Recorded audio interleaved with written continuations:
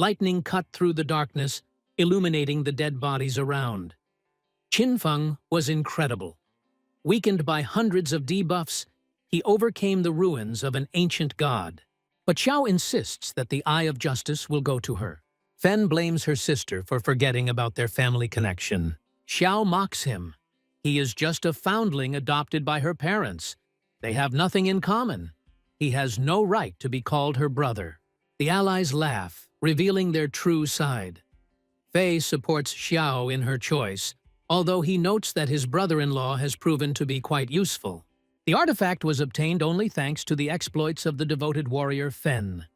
In order to instantly defeat Fen, it was necessary to take out the Soul Eater blade that is now sticking out of his back. The Soul Eater blade pierced the moment of trust. Xiao's betrothal gift became her brother's death sentence. Fen remembers years of caring and risking for her sister after the death of her parents, and the game that destroyed the familiar world. But apparently, Feng was wrong. Xiao insisted on excessive control and her submission to her brother, who interfered in her life. When Songfei and Shi needed protection, it was still useful. Now that they had the artifact, they decided to get rid of it. Fei jumped in, promising to take care of Xiao. Feng, blinded, shouted that they would pay for this. The sword struck the defenseless warrior. 2025. The world is changed by the game Lands Abandoned by God. The dream takes everyone to a world full of deadly trials. Life energy is the only value in the new reality. Victories over monsters fill you with energy. Death takes it away. Energy allows you to use game abilities in the real world. The strongest ones tear apart tanks, destroy planes with one blow. Heroes are able to withstand even nuclear attacks. The world was in chaos, and Fen protected his sister at all costs. After a deadly ordeal, he reached the ruins of the old god. In his hands was the Eye of Judgment, a well-deserved reward. But the person closest to him betrayed him. All his efforts were trampled and paved the way for someone else. Fen refused to accept such injustice. If he had to start all over again, he would only care about himself. Fen woke up in bed, not believing that this was not the end. The real world. But didn't it die? 2025. Everything repeated itself from the very beginning. Outside the window is the world where the game appeared 9 years ago. It was reborn on the day of its fateful launch. 9 years ago, Xiao rushed into the room, kicking the door open. Qin Xiao screamed, demanding an answer and blaming her brother for not answering the phone. Feng remembered that day. There was a quarrel over Songfei. Xiao destroyed everything around her, justifying herself by saying that she only wanted to support her idol. Songfei was an idol, and Qin Xiao was a huge fan of him. She hated fans who pestered their idol. The sister accused her brother of interfering with her support of Feiyu, but he was only a clever swindler and seducer. Fen forbade his sister to approach her idol. In anger, she accused him of being too controlling. The quarrel escalated into accusations and threats. The brother hit his sister, and she fell to the floor. He returned her parents' money, refusing to connect. Feng declared that he no longer considered her a sister and would not stoop to her level. Xiao sat on the floor, crying in frustration. In his past life, he missed out on a lot. Opportunities, dangerous ruins, and dungeons, all for the sake of his sister and her safety. He dreamed of seeing how far he could go without this burden on his shoulders. He had a sleeping pill in his hand for the decisive step. Now he uses everything to become the strongest. Qing Xiao is left alone, and Songfei will pay with his head. He will rip his head out with his own hands. The magical portal opened, and he stepped inside. The class selection hall greeted him with a familiar atmosphere. He used to spend too much time choosing. In his past life, he became a warrior to protect his sister. Now, speed and reaction are the most important for survival. It is decided. His path this time will be an assassin. The Eye of Justice has been successfully bound. The system has declared the activation of the unique characteristic. The power of justice gave him the strongest class build. He stayed with Qinfeng even after reincarnation. He realized that it was impossible to steal it. It was forever connected to its owner. It was the eye that caused his rebirth. Black magic waves began to emanate from the body. The system unlocked the secret subclass and performed synchronization. The synchronization was complete. Qinfeng became a shadow. His hair turned white, his face changed. His appearance became alien and dangerous. The shadow secret build unlocked the assassin's capabilities. Unlike the warrior, Qinfeng's strength was now significantly higher. The class's secret build is usually nearly impossible to unlock, but the power of judgment has made it possible by using primal power. The primal force transcended all law, natural or human. Full power remained inaccessible without the status of a deity. The passive effects of justice had already begun to take effect. Qinfeng was surprised, feeling the incredible primordial power of the universe.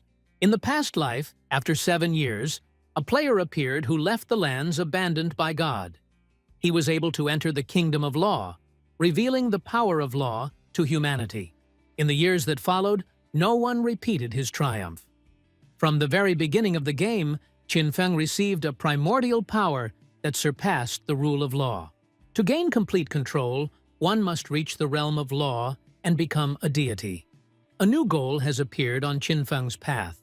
The class selection is complete. The build was born in the darkness. Qinfeng chose the nickname Shadow and became the entity of the same name.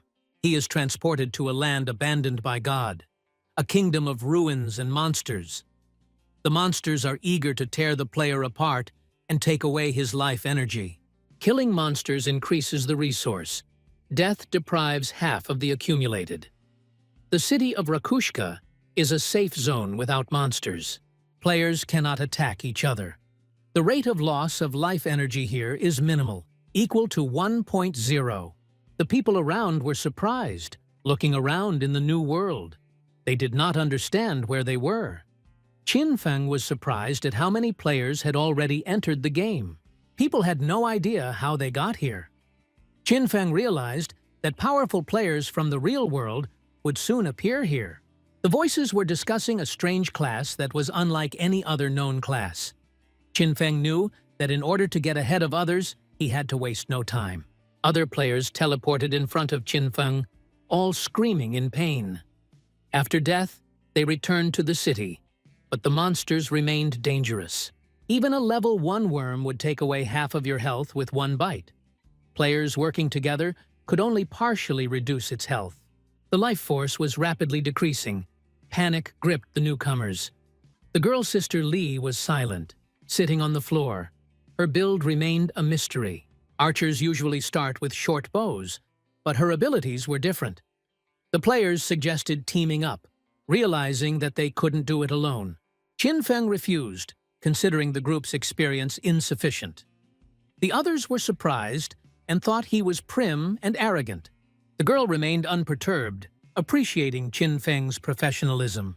The group decided to follow Qinfeng to assess his capabilities. They wanted to learn more about the monsters and their dangers. Players planned to watch the assassin fight and die. Qinfeng walked forward through the terrible and dangerous lands abandoned by the god. Li watched him. She quickly formed a team, but the first monster instantly destroyed them. The enemy was too strong for first-level players. Fen's starting weapon was different. His agility and appearance were superior to those of normal newbies, which surprised the team. Shadow moved too fast, using magic to dissolve into thin air. The team couldn't figure out where he had disappeared to. The invisibility skill surprised them. They decided to return to the city. They couldn't afford to die again. Shadow Walk made Fen invisible. The first damage was increased, but the invisibility was deactivated upon attack. The Master of Invisibility doubled the duration of the hidden state and hid from everyone. The secret build allowed you to avoid low-level monsters and players. All weak players were just easy prey for the monsters in these lands. Qinfeng's invisibility has ended, but the skill's cooldown has already started. In a few seconds, he will be able to evaporate again. He opened the status window. Nickname, Shadow, Class, Assassin, Build, Shadow, Level 1. Non-exchangeable vital energy was 75 years, exchangeable 0. Indicators: Strength 10.3, Constitution 10.3, Dexterity 10.8, Intelligence 15. All players started with the same stats, but the class they chose provided bonuses. The warrior increased strength and constitution, and the shadow build added a bonus to all stats, especially dexterity, which is key to speed and survival. Qinfeng allocated the remaining 5 free points entirely to agility. At early levels, it was important to outpace monsters in speed. After all, they inflicted fatal damage, and physical strength or intelligence alone did not help to survive. There was a rustling sound ahead, and Qinfeng became wary. A monster peeked out from behind a tree. Worm, level 1, normal status, capable of mutating. It devoured the life energy of players and was apparently the one who killed the 4 earlier. Even after unsuccessful attacks from players, his health was reduced slightly. The worm moved to attack. Qinfeng prepared himself, and a sword appeared in his hands. As the worm approached, it dissolved into thin air and appeared behind the monster, delivering a fatal blow.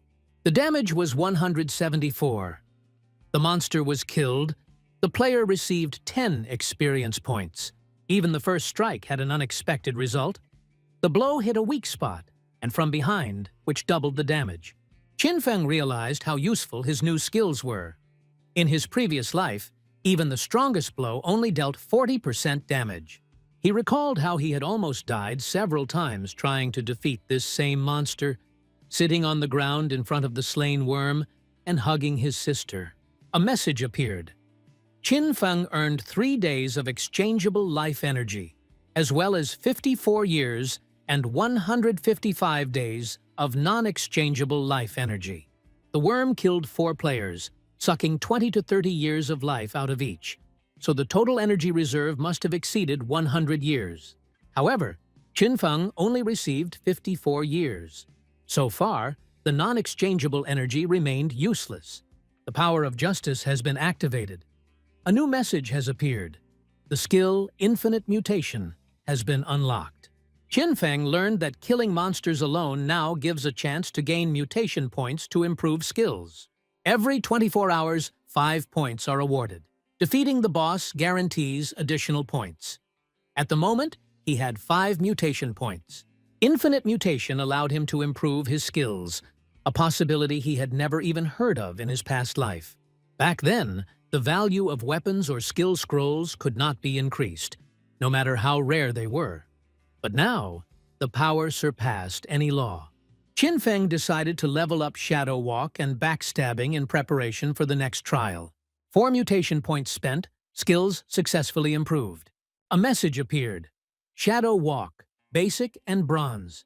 Invisibility duration increased from 12 to 16 seconds. Stealth attack bonus increased from 60 to 90.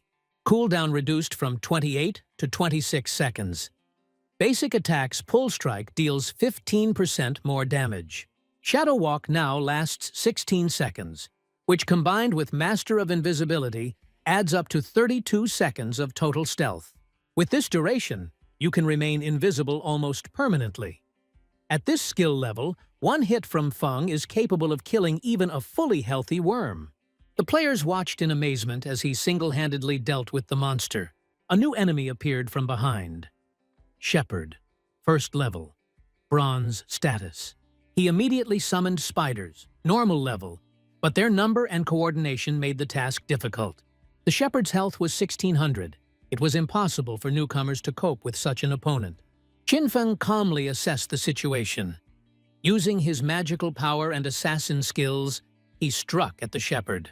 The spider at his feet was instantly hit, dealing 338 damage to its weak point.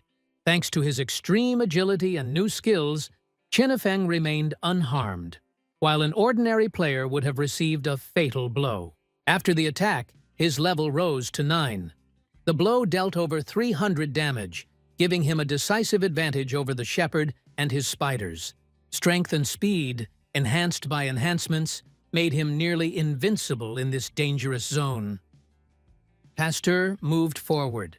Each of his strikes shook the ground, knocking down trees, and showed the force with which he destroyed space in an attempt to find Chinifeng. His spiders were in ambush, ready for any mistake. The local monsters were not stupid. They did not wait for death and acted actively. Chinifeng couldn't act impulsively. He noticed a pattern.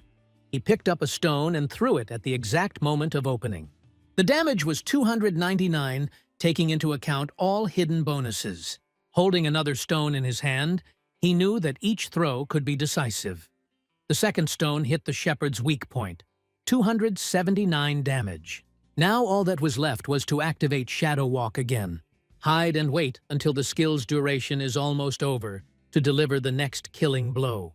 The system signal notified about the rating update. Player Shadow destroyed the Bronze Shepherd and was the first to reach the second level, taking first place. The shell rating was activated. The players around were shocked. They couldn't understand how someone could defeat the boss alone, when normal monsters had defeated them twice. There was only one name in the rating: Shadow. The situation caused confusion and discussion. Everyone was surprised how the player was able to reach the second level so quickly, when the newbie teams were having a hard time even dealing with worms. After killing the Bronze Shepherd, the player received 300 experience points and reached level 2. 2 mutation points were awarded. The shell rating was unlocked. Added 1 reputation point. The little spiders disappeared immediately after the shepherd died, making it impossible to gain additional experience. The player earned 46 days of exchange life energy and received a bronze scroll of the assassin skill, Greedy Hands. Also in the inventory was a rusty bronze dagger. The scroll, Greedy Hands, gave a 20% chance to get additional loot after defeating a monster. Chinifeng realized that the Greedy Hands scroll was an extremely useful assassin skill that could greatly increase the amount of loot obtained. He remembered one player from the Godslayer Guild who wasn't particularly strong physically, but thanks to this skill, he became one of the most powerful members. Chinifeng thought that even with an initial chance of only 20%, the possibility of infinite mutation would allow him to gradually increase the effectiveness of the skill. The day passed as usual, with people rushing about their business. Yang tried to resolve the situation between Chen Xiao and her brother. Reminding about yesterday's missed exam to support Fei, Xiao refused to admit her guilt, claiming that it was her brother who should be apologizing and was annoyed at his interference in her affairs, even though he was not even her real brother. Yang noticed marks on her body. Xiao attributed the bruises to a fall. Coming closer, Yang and Xiao were surprised by the crowd outside the classroom. There was a student sitting at the desk with his head down, and when he was asked about Qiao Wei's condition, it turned out that he was as if transparent. The guy explained that Qiao Wei had just wanted to doze off, and when they returned, he was already in this strange state. The discussion moved into a global context. The internet was full of reports of people who, when falling asleep, entered a state similar to ghosts. Experts could not yet explain this phenomenon. Jan advised calling the parents and warning them. She refused to call her brother first, believing that he deserved to be punished. The Greedy Hands skill has successfully mutated from bronze to bronze gold, increasing the chance of receiving additional loot to 70%. His level went up by 2 and the skill was activated. Chinifeng received 2 mutation points and 46 days of exchangeable life energy. Further upgrading Greedy Hands to level 3 required another 3 mutation points, after which the chance of additional loot would reach 100%. By this point, the situation had already attracted the attention of world governments. More and more people were entering the game world, which required Chinifeng to accelerate his development. Checking his equipment, a bronze-level rusty dagger with attack plus 35 and agility plus 4, level 1. Chinifeng realized that soon all the skills and artifacts would become applicable in the real world, which could plunge the planet into chaos. To use this potential, the player had to fulfill 2 conditions: reach level 10 and accumulate enough exchange life energy. He was no longer interested in small monsters. He needed a stronger boss. He approached the abyss and saw a battle with a monster. The players tried to deal with the monster. Swift-footed maniac was level 2 with bronze status. Qin Feng realized that the person in front of him was Wang Ming. The rumors about his presence here were true. Wang Ming entered the godforsaken lands with a team made up entirely of secret builds. His character, the Holy Warrior, had double the stats of a regular warrior and a developed stealth skill system, which made him extremely dangerous. The Black Plum Girl activated the power of her staff, and it glowed with a golden glow, rushing towards the monster. The team's secret builds showed off their full power. The Prophet Mage dealt double magic damage and had a unique skill, Foreteller's Fireball. The Sharpshooter Archer had double the stats of a regular archer, and the Rapid Shooting skill. The Oracle Cleric could heal twice as much as a normal cleric and immediately cast Area of Effect spells.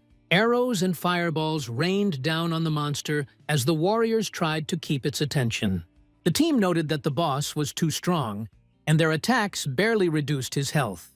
Qin Feng observed the situation, realizing that Wang Ming was being too optimistic about the monster gradually weakening, all the while forgetting about the risk of other monsters appearing in the wild due to the noise of the battle. Two monsters appeared behind Ming. Plant, a normal level 2 monster covered in mud slime that dealt area attacks. One of the team shouted a warning at Wang Ming and went on the attack with his huge sword. Qin Feng observed the secret build and noted that he had never seen anything like it before. His attack dealt 33 damage, which surprised the knight. The monster's defense was too great. The slime monster attacked the warrior, creating a viscous slime that impeded movement, and the mage screamed for help. Qin Feng suddenly disappeared on the ledge and appeared right in front of the monsters, instantly destroying the planter with one blow. The team was shocked. Even a level 1 worm usually took about 10 seconds, but here, the second level was defeated instantly. Then another blow was struck and the monster's head was cut off. The knight tried to see the stranger, but the mage replied that she did not see who it was. Fortunately, the stranger was on their side. Wang Ming ordered his team to remain focused and continue the fight, focusing on holding their ground against the swift-footed maniac. The message announced Qin Feng's victory. The second-level plant was killed, yielding 40 experience points and 1 mutation point, as well as a normal-level poison arrow skill scroll and 8 days of abundant life energy. Assassin's skill throws a poison dart up to 14 meters away, dealing up to 120 damage and inflicting a poisoned state, which dealt 50% damage every second for 5 seconds, with a 5-second cooldown and a required level of 2. The knight tried to attack the monster, but was struck in the stomach by a blow. The monster's sharp stakes pierced him through and through. Qin Feng used his strength to strike the monster, reducing the boss's health by half. Green liquid flowed out of the monster, and the sound signal recorded that more than 90% of the damage was caused by Qin Feng. A bronze-level swift maniac was killed, yielding 600 experience points, 2 mutation points, and 55 days of exchangeable life energy. Qin Feng had reached the 3rd level. Feng realized that the poison arrow did not remove his invisibility state, which allows him to remain unnoticed when attacking. Now he can use it freely, even at the initial level of the game. The knight, lying on the ground, was struck by Feng's damage and could not understand whether he was a man. After the battle, the light of the lute disappeared, and the wounded knight tried to find out the name of his savior. Qin Feng responded with restraint, not advising against trusting people too much in this wild world. The team was ready to move on, but Feng assessed Wang Ming as a reliable ally with the support of the Chinese government, which opened up opportunities to sell excess loot. The system notified about the earned bonuses: 3 mutation points, 55 days of exchangeable vital energy, and the discovery of the leather leggings of the swift-footed maniac of the bronze level. The assassin's item gave protection from physical damage and from any type of damage. Feng decided that when the bag was full, it would be time to go to the shell and sell the unnecessary things. Qin Feng realized that he was developing 100 times faster than in his previous life. He firmly decided that he would soon find Song Fei. Wang Ming's team found themselves facing a new, terrifying monster that attacked with purple arrows. They all died and teleported to the respawn site. The monsters appeared in groups and did not allow us to finish them off. To get out of the game, the team needed to reach level 3, but 3 players was not enough, at least 6, and preferably 10. Attracting a large number of players could cause a boss. Recently, 40 people attacked the Cursed Lord, and 30 of them were destroyed in one blow. The players realized that after sleeping, their consciousnesses were trapped in the game, and if they could not level up, their bodies would die from exhaustion. The group's life energy was reduced to 10 years, and each death became critical. Lee noticed in the rankings that Shadow had leveled up unusually quickly, possibly using a cheat code. It was decided to enlist his help by offering $10 million in cash to reach the 3rd level and get out of the game. The players understood that such a sum could not be ignored. Feng watched as the slime monster was destroyed by his blow to the head, and a message appeared on the screen about a level 2 victory, 20 experience points, and 1 mutation point. He spent 5 mutation points to upgrade the Greedy Hands skill to Platinum Emerald level. Now, after defeating a monster, the chance to get additional loot is 160%, and the chance to get higher grade loot is 20%. Suddenly, a huge monster appeared in front of him, a cursed bronze status lord who was absorbing life energy to mutate to silver. This boss was able to single-handedly deal with a team of 40 people. Feng assessed the situation and realized that with his inventory full, he would not be able to collect the loot after killing the monster. He marked a point on the map, planning to sell the unwanted items first and then return for the battle. The latest news was being discussed in the square. One player offered 10 million for Shadow to help him level up, and ordinary people watched as the rich tried to solve everything with money. People died, lost their lifespan. At this moment, Qin Feng appeared, quickly pressing the sell button on the market for 10 minutes. A message appeared about 2 bronze objects he had put up for sale, and the possibility of selling 2 more. People were surprised. He looked like a player who had defeated a bronze status boss, and his nickname in the rating was Shadow Number 1 Inch. Qin Feng's face remained hidden, probably due to his external features, since in the game it corresponds to his real appearance. Grey Rose, ranked 11th, needed an ice skill. Qin Feng valued it at 100 days of exchangeable life energy, explaining that this skill greatly accelerated development in the early stages of the game. The girl asked if it was possible to pay with real money. Qin Feng replied that it would first need to be exchanged for life energy from other players. He agreed to hold the skill for her if no one offered more.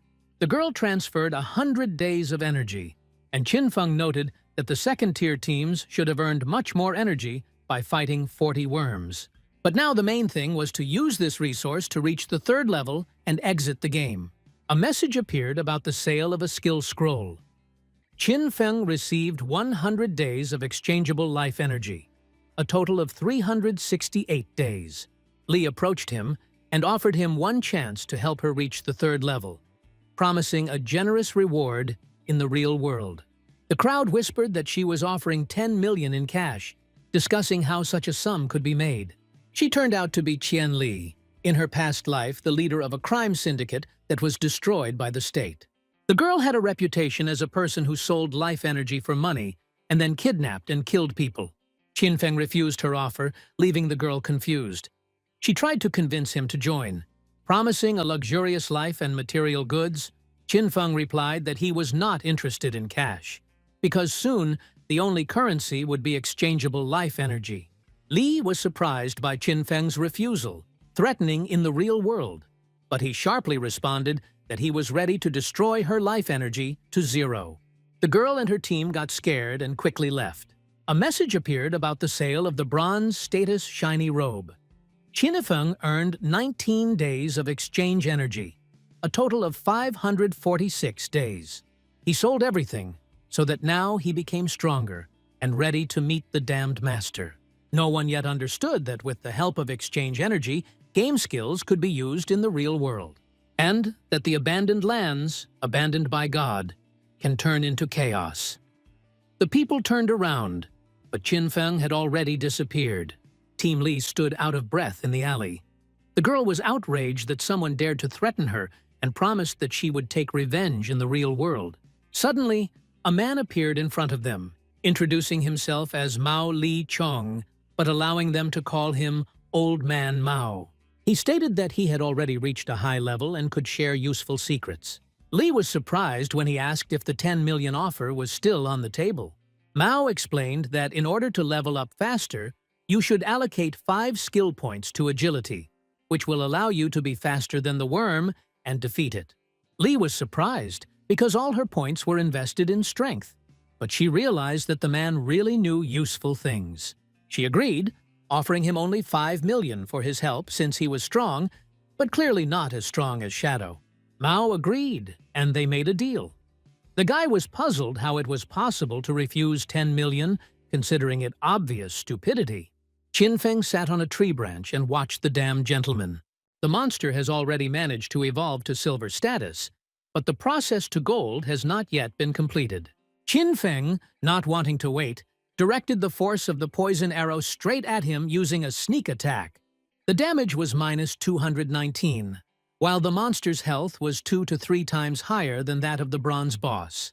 The monster growled, raising its tentacles, but was struck by blows, and 2 or 3 poisonous arrows would have been enough for it. Qin Feng continued to strike. The cursed lord was a magic type and attacked in an area, causing huge damage. Qin Feng barely managed to dodge the attacks. If he got hit, with his current health and defense, death would be inevitable. He waited for the invisibility to end so he could strike. At the moment, the monster paused. Immediately after that, he activated Shadow Walk for safety. When the moment came, Qin Feng struck. The damage was minus 659 for vulnerability and minus 219 normal damage. The monster's health was almost at 0, and its instincts told it to run. Qin Feng continued his attack to the end, chasing the monster, as he found it boring to kill a victim that didn't resist. A message appeared stating that the cursed Silver Status Lord had been killed, for which Qin Feng received 1,800 experience points, reached level 5, earned 4 mutation points, and 124 days of exchangeable life energy. He laughed, realizing that he had leveled up 2 levels at once and received 4 mutation points at the same time. The skill Greedy Hands was successfully activated, bringing additional mutation and energy. Qin Feng realized that his bonus had actually tripled, increasing his opportunities for further development. As a result, Qin Feng earned 12 mutation points and 372 days of exchangeable life energy. The additional effect of the Greedy Hands skill has been activated, and 1 loot item has been upgraded from silver to gold. He was delighted with his luck. Leveling up the skill to the emerald level gave a 20% chance of increasing the loot class. The inventory was almost full, and the thought of constantly going to the shell irritated Qin Feng. He was hoping to find something like a vault ring, and was surprised by a golden glow that he reached out his hand to. Plum finally returned to the square alive. Thanks to the team leader, they were able to reach the 3rd level, and Wang Ming showed himself to be a great guy. The team noted that this was the result of their joint work. The girl regretted that she couldn't add the guy as a friend. He didn't want to get involved with her because of her appearance, but it would have been harder for her to refuse him in a beautiful dress. The ranking has been updated. First Shadow, Assassin, level 5. Wang Ming, Warrior, level 3. People were surprised. Qin Feng immediately rose from level 3 to level 5, killing an incredibly strong boss. He was selling loot 10 minutes ago. Someone from the crowd commented that he had turned down 10 million. The guys were shocked. They had barely reached the 3rd level, and Qin Feng was already at the 5th. Wang Ming waved it off. Now was not the time to do this. He needed to return to the real world and warn his family and friends about what was happening. The world was going through hard times, but at least they could take care of their loved ones. A blue glow appeared, and they began to disappear. The boy woke up in his bed. It was Wang Ming. Nearby, they immediately noticed his awakening and informed the captain. People asked if he was okay and were worried about his condition. Wang Ming was reminded that he could have asked for someone else to take a rest and watch the suspect. but he ordered everyone to be gathered quickly. An emergency situation had arisen. Wang Ming said he assembled a team of players with secret builds, but even they couldn't cope. And they were saved by one unknown player. His nickname was Shadow. At that moment, he was on the 3rd level, and when Wang Ming caught up with him, he had already reached the 5th. The police were discussing, does this mean that he is now the strongest player in the world, and how did he manage it? Did he kill the boss, or something similar? If that's true, he was already on the 3rd level about an hour ago. So why hasn't he returned to the real world yet? Perhaps he doesn't have any loved ones here to warn. And assumed that he might be a reincarnated one, they are often orphans. Such players often progress quickly. The girl suggested an idea, but Anyu warned that this was not the time for jokes and romances. Wang Ming reported data from above. Many elderly players die shortly after entering the game. Testimonies from those who returned showed that multiple deaths in the game shortened the lifespan. The conclusion was clear. If the life energy in the game drops to 0, the person dies in reality. This phenomenon goes beyond understanding. An emergency order was received from above to form a team to explore the lands abandoned by God and to immediately begin forming a specialized army. The captain emphasized that the phenomenon that caused people to die due to the drop in life energy in the game affected the entire world. All states are trying to figure out what is happening, and falling behind could cost them a strategic advantage in the international race. Anyu was appointed captain of the first team and confirmed her readiness.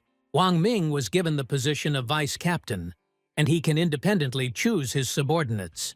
According to Wang Ming, Shadow doesn't look like a villain, so it's important to try to recruit him. Anyu was chosen as captain precisely because of her character, which is suitable for getting closer to the Shadow. The captain added that the team's task is to uncover the identity of the Shadow and learn from him everything that matters, and also to control the stability of what was happening. All participants confirmed their understanding of the task, and the captain let them go. Jianwei noticed that if players fall asleep in the same area in the game, they will spawn in the same rookie village. At this time, Xiao was worried about Qin Feng. She thought about his arrogance. He did not come to apologize, although he usually tried to find an approach to her.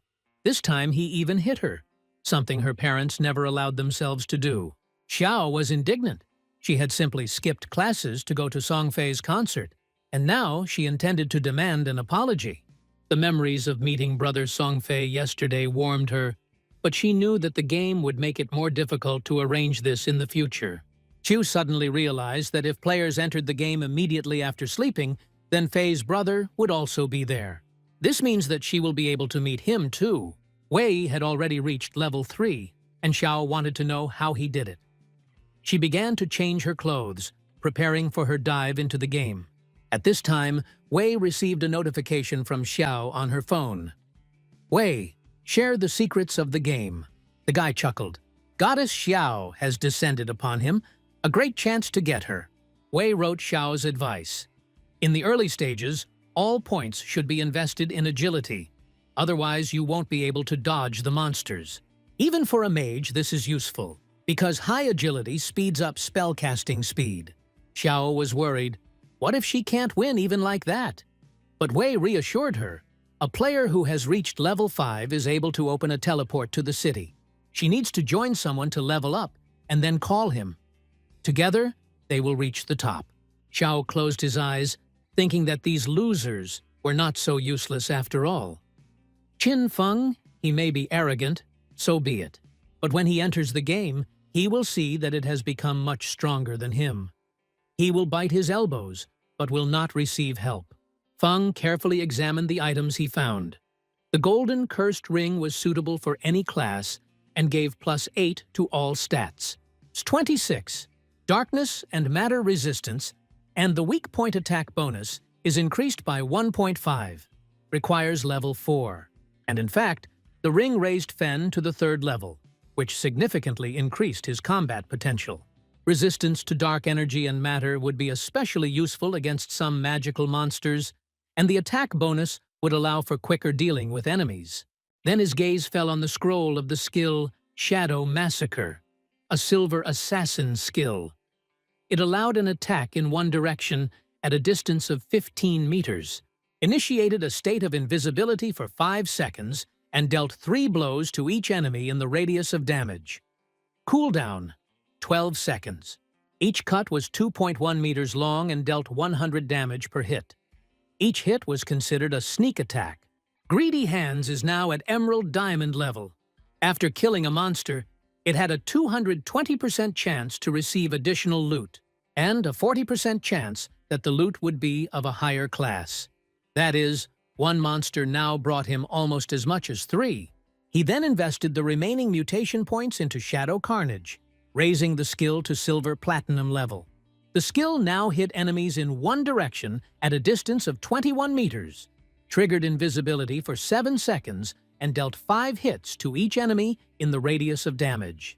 The cut length has increased to 3.1 meters, and the damage per hit is 200, counting as a sneak attack. The monsters appeared before them. Feng quickly assessed the situation. The 4th-level centipede worms were no problem for him. He activated Shadow Slaughter, and the blows rained down one after another, without stopping, and the monsters were destroyed instantly. The game message notified 80 experience points and 5 days of exchange energy.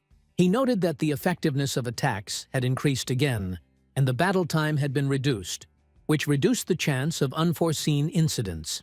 At the moment, Qinfeng had 618 days of exchange energy, but he understood that it would take at least 2.5 years to transfer all the skills and artifacts to the real world. If he sells all the unnecessary stuff, he can accumulate enough resources. After that, all that remains is to reach level 10.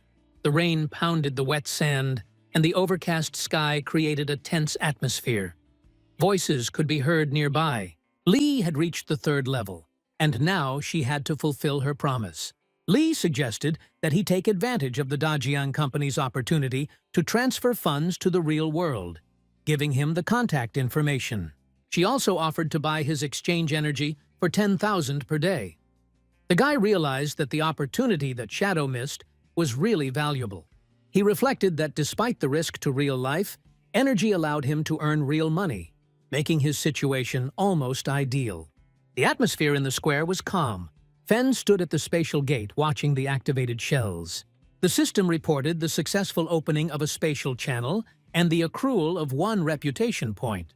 It was allowed to move once a day for free, while repeated teleportations required the expenditure of exchange energy. No other gates were found in the lands abandoned by God, and the one-way portal was practically useless. We'll have to wait until someone from another newbie city reaches level 5 and opens a channel so Fen can use teleportation. He remembered that Songfei was most likely in Firefly City, and decided to set a notification for the channel's appearance in order to move there immediately. The main goal of the game was to reach level 10 and enter the Wasteland, the real lands abandoned by God. The sale of artifacts was limited to 10 minutes. The shadow appeared again, and many were preparing to get something valuable. Players have been saving up days to make sure they don't miss out on profitable items. Last time, Shadow sold an ice spell to Grey Rose, which put her in 2nd place in the rankings. This time he brought a battle cry for the military, which immediately attracted attention. The exchange was completed, and he earned 300 days of exchange energy, which seemed incredibly profitable to many. The skill scroll increased the effectiveness of the warrior's attacks several times. Now these days of energy could be earned in 2 days maximum. The crowd actively chose the necessary items. Someone took a robe, someone shoes, trying not to miss the chance. Qinfeng quickly sold everything and earned 650 days of exchange energy, bringing their total supply to 2,174. It was still not enough to transfer all of his skills and artifacts into the real world. The crowd kept asking for more to sell. Black Plum emerged from the crowd, pointing to a space ring. It gave 12 extra inventory slots, and it wasn't considered a storage, which made it especially valuable. A player could only have 3 of these rings at a time, and the chance of one dropping from a monster was extremely low. The girl didn't want energy. She just wanted to add Qinfeng as a friend and invite him to join the team to kill the boss. Qinfeng agreed.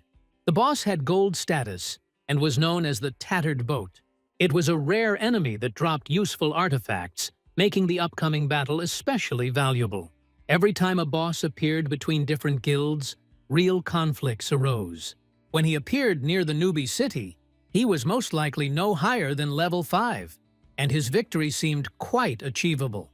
Plum from Wang Ming's team found the space ring and came across such a valuable boss, which made Qinfeng think, isn't she one of the legends of his past life? Koi fish? She explained that she had eaten quickly in the real world and returned to the game, but her teammates were late, so she decided to wander around and noticed a boat. Rumors of a girl with extraordinary luck, who could find rare things just by wandering around the area, turned out to be true. Qinfeng watched her silently, and she, noticing his gaze, asked the reason, to which he only said that nothing. They were being watched. The man assured the crowd that under his command there was no need to be afraid. The man told the boss that Shadow had left the city with the girl. It was clear what kind of man would refuse a beauty. They moved forward. Fen decided to help them defeat the boss, agreeing that they would take the useful items for themselves and give the rest to him. The girl asked what to do with Wang Ming's team, but Qinfeng explained that they would hardly cope without him, and therefore he was not providing help for free. After that, they agreed that if there were any useful things for the girl's teammates, Qinfeng would sell them at a discount. Feng decided not to wait for Wang Ming to enter the game. Sleva noted that, as an assassin, he would be able to remain invisible and act on the sidelines, while the girl, as a mage, would not survive a direct attack from the boss. She was surprised by Qinfeng's intention to kill the gold boss almost single-handedly, considering it almost a mockery despite his strength. Suddenly, Qinfeng disappeared right in front of the girl. The guy from behind the tree reported that Shadow was missing, and the others decided to catch the girl and have some fun. They didn't know that Qinfeng simply used invisibility and stood nearby. At this moment, he began to strike the bandits with his Shadow Slaughter skill, causing them to scream in pain. The message notified that 12 days of exchange life energy had been earned for killing 5 players, which Qinfeng considered insufficient given the strength of the 2 weakest mobs. Feng returned. Plum was surprised by Qinfeng's disappearance, and he explained that they were being followed. He sent them back to the city. She noted that his invisibility allowed him to act anywhere without being noticed. Feng interrupted the conversation and insisted on being taken to his boss. A glow appeared in the square, and Xiao appeared through the portal. She noticed that everything around her looked like it did in the real world, and thought about the hidden build, the victim that she had received. Xiao thought about Brother Songfei, whether he knew the secret of the initial points, and remembered how Qinfeng had followed her before, disappearing at a critical moment. With the secret build and the promised help from Jianwei, she expected to level up quickly and take good care of her brother. On the ranking board, the first player was already at level 6, Jiang Wei was at level 3, and the real expert, in Xiao's opinion, was Shadow. She understood that with him the leveling up would go faster, but she didn't know where to find him. Attempts to contact the wind-blown creature were unsuccessful. Wang Ming noted that they could not wait for him, but they needed a healer. The fight required a healer, and Xiao offered her services, explaining that she had a hidden build. Sacrifice. Qinfeng and Plum stood on the ledge. He noticed that there was a ghostly boat in front of them, and he instantly disappeared, leaving the girl in bewilderment, only asking her to hide while he dealt with the boss himself. Under the influence of the ghostly rook, this zone received the status of a bloody dominion, where the rate of loss of vital energy is increased 100-fold. 15 minutes here equal 1 day of vital energy. This was a level 5 boss with a gold special level status, and the remaining time of its existence was 45 minutes and 25 seconds, which Qinfeng considered sufficient for his purpose.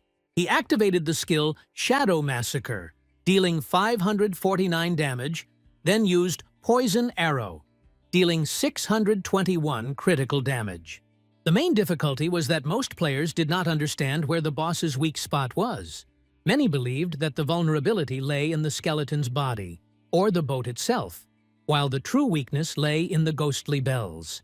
They hung from the bow of the ghostly boat. However, hitting the bells activates the boss's interaction with the water surface, strengthening his attacks. The water pillars deal colossal damage. A newbie in armor, even of silver status, is unlikely to survive a direct hit. Qinfeng felt lucky. Thanks to the hidden build, his agility was incredible. Otherwise, he wouldn't have been able to dodge. After a large-scale attack, the boss will summon 12 aquatic monsters, each of silver status or higher. They fight mercilessly, leaving little chance of escape. The main ghost will summon new dozens every 3 minutes. Therefore, if a group of players did not have time to cope with them, their number would quickly increase, which could lead to the complete destruction of the team. Qinfeng remained invisible from the beginning, and the opponents could not detect him.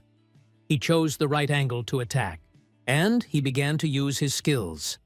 Shadow Carnage dealt several blows. The damage reached 1,200, and the poison arrow dealt a critical hit to the boss. The girl watching from above was shocked. He acted so quickly and effectively that the boss didn't even have time to counterattack. Fan said that he would soon die.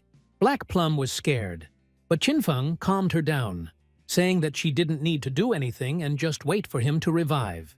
There was some confusion over names between them. Qinfeng called her Blackie, while she introduced herself as Black Plum, because she is not a dog. Meanwhile, the bandits, who noticed what was happening, discussed their actions. One of them reported that they found a girl on a rock and a shadow fighting a monster. The gang leader gathered all his brothers and decided that now they would definitely be able to destroy Qinfeng. When the boss's health reached half, he released a colossal spiritual emission. Even at his current level, Qinfeng wouldn't be able to withstand it and would freeze for 5 seconds. The girl watched in surprise. Suddenly, a message appeared about the defeat. Minus 1,059 health. Fen lost 326 years of non-exchangeable vital energy and 1,057 days of exchangeable energy. The bandits rejoiced. They laughed, thinking that the genius Qinfeng had overestimated his strength by trying to deal with the gold boss alone. They discussed how they would gather their remaining energy and see it through to the end. But suddenly a glow appeared, which stunned the bandits. The bandits teleported to the square. They realized that the boss was inadequately strong. They died as soon as they approached him. It is unclear how he was able to knock down the shadow, his health. And so many little things have come up, it is unclear how to fight him. They decided to go back, refusing to believe it. Qinfeng stood among the shining spheres of energy, watching the boss with concentration. It was unclear where so many spheres of energy came from. Black Plum was quickly at his side, surprised at how quickly he had returned and gathered his strength. The group of noisy opponents was destroyed by columns of water, she noted. Qinfeng's past life experience allowed him to anticipate his boss's actions. He understood that the boss's immobilizing spell would only work once, and if his health dropped below half, the enemy could teleport. Using the directed force on the boss's bells, Poison Arrow, Qinfeng activated the skill Shadow Massacre, dealing critical damage. The bandits watched from the cliff, hoping that their opponents would be defeated. But Black Plum intervened, using Divine Lightning to stop their attack. The crowd of enemies was defeated, but the boss and his guards remained a threat. The girl tried to run away, but her pursuers caught up with her, creating a dangerous situation, in which Qinfeng and Black Plum faced off against a boss and numerous enemies at the same time. Behind the trees, one of the Xiang players was watching what was happening. Qinfeng continued to fight the monster, which was almost defeated. Despite the low level, only 5, the boss alone still posed a threat. The damage was done slowly. The fight dragged on, attracting extra spectators. There were other guys on the cliff, recent victims, and in the forest, another group was hiding, ready to take the loot after the battle was over. After the victory, a notification appeared. The Ghost Rook was destroyed, the Golden Boss brought 4,800 experience points, the player reached level 8. He received 7 mutation points and 216 days of exchangeable life energy. Qinfeng judged the battle as a success and used the skill Shadow Walk. He became the first player in the north to kill a gold boss, earning 3 reputation points. The crowd watching the rankings were amazed by Qin Feng's strength, wondering where he got his ability from and what region he came from. Xiao, who was watching everything, thought that if Shadow helped her level up, she would soon be able to meet Song Fei. The men hiding behind the trees laughed meaningfully. Fen went invisible, apparently noticing them. Aegon activated his skill, planning to catch him and take all the loot for himself. The boy fired arrows using the power of a ghostly eagle that flew into the sky. Feathers began to fall to the ground near the invisible Qin Feng. Fen didn't expect that anyone would be able to deactivate invisibility, which is why they hoped to easily get their hands on the loot. However, Qin Feng's skill was stronger, and their attempt failed. Fen was absent, apparently having become frightened and avoided them, which was confirmed by one of the men. The other one laughed, noticing that his opponent was not so stupid. They decided to focus on protecting the loot, warning each other to be on guard, as the ownership of Feng's items was set to expire in 5 minutes. Suddenly, they were struck by a powerful blow. Qin Feng used his power. The place became much quieter, and he wondered where Black Plum had gone, deciding to look for her later. For now, he had enough points to level up the Greedy Hand's skill, which he decided to do before collecting loot. The Greedy Hand's skill turned out to be brilliant and epic for the assassin. After defeating a monster, it gave a 300% chance to get additional loot, and guaranteed a 100% chance to get a higher-grade item. Qin Feng appreciated this huge bonus, and immediately began using the skill. Using Greedy Hands 3 times yielded 7 mutation points, 216 days of exchangeable life energy, and a special item, the Ghost Bells. Even artifacts could double, which surprised Qin Feng. The Ghost Bells were a special item, allowing one not to lose vital energy after death. Its recharge was 1,800 seconds, 1,560. Passive skill, Soul Eater, increased the amount of life energy dropped from killed monsters by 20%. If there was more than 1 pair of bells, the effect was doubled. The active skill, Soul Shock, allowed the user to ring ghostly bells to disable all enemies within a 100-meter radius for 3 seconds. The skill had a cooldown of 600 seconds, 521. They only took up 1 inventory slot, as they were considered an item, not equipment. Suddenly, screams were heard ahead. Someone was calling for help and asking not to come closer. Qin Feng immediately realized that it was Black Plum. The bandits were taunting her, trying to force her to come closer. There was no way further. They were calling her to them, promising fairy tale pleasure. The girl, shocked by the situation, took a step back and fell into the abyss, falling to her death. The bandit commander was surprised. The determined girl simply jumped. Sleva said that she no longer needed saving. She returned to the city. She noted that it was good that all the exchange energy of the team was stored with the captain. Fen gave the command to wait for him there. Qin Feng now had 3,115 days of exchange energy and 21 mutation points at his disposal. He continued to level up the Greedy Hands skill, which has reached epic status. The required costs for pumping have increased tenfold, 210 mutation points. To offset the high costs, Qin Feng focused on attacking skills. He activated Shadow Massacre, a Platinum Diamond Assassin skill. The skill allows for a one-direction attack at a range of 27 meters, activates the state of invisibility, and lasts for 9 seconds. Each hit deals 300 damage, 7 hits per enemy in the radius. The cut length is 4.1 meters, and the reload time is 12, 10, and 43 seconds. The basic gold attack now deals 30% more damage, and the effectiveness of Shadow Carnage has been increased by 1.5 times. Even without invisibility, Qin Feng is capable of dealing over 2,500 damage in a single strike. When using a stealth attack, the damage can reach 6,000. Usually after killing a gold boss, 2 to 4 silver artifacts will drop, and the chance of getting a gold one is extremely small. Thanks to the skill Greedy Hands, Qin Feng obtained 11 gold items, 2 platinum scroll artifacts, and 1 dense shadow skill. Of the artifacts, 3 items are ideal for the assassin. The twin phantom blades, the assassin's platinum weapon, provides bonuses. Attack plus 136, agility plus 22, attack speed plus 24%, armor penetration plus 17, required level -5. The normal attack effect doubles the damage, which is rarely useful since Qin Feng mainly uses skills. Increased attack speed makes skills activate faster and reduces their cooldown, increasing overall combat effectiveness. Phantom leather armor, gold, bonuses, physical defense plus 25, fire resistance plus 50, block attacks plus 14, health plus 419, required level -5. Qin Feng realized that with this armor, his health would increase to 769, making him virtually invulnerable to most players.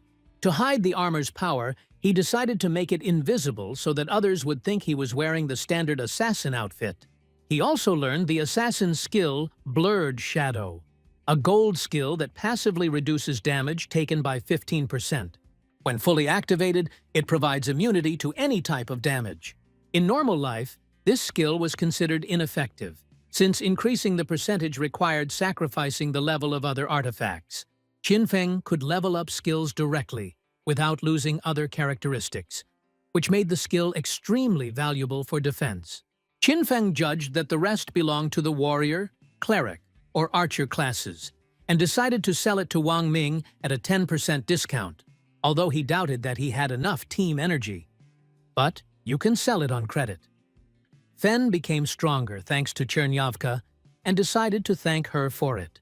Suddenly, Qin Feng came across the bandits, who were astonished by his appearance and began to scream, begging for mercy.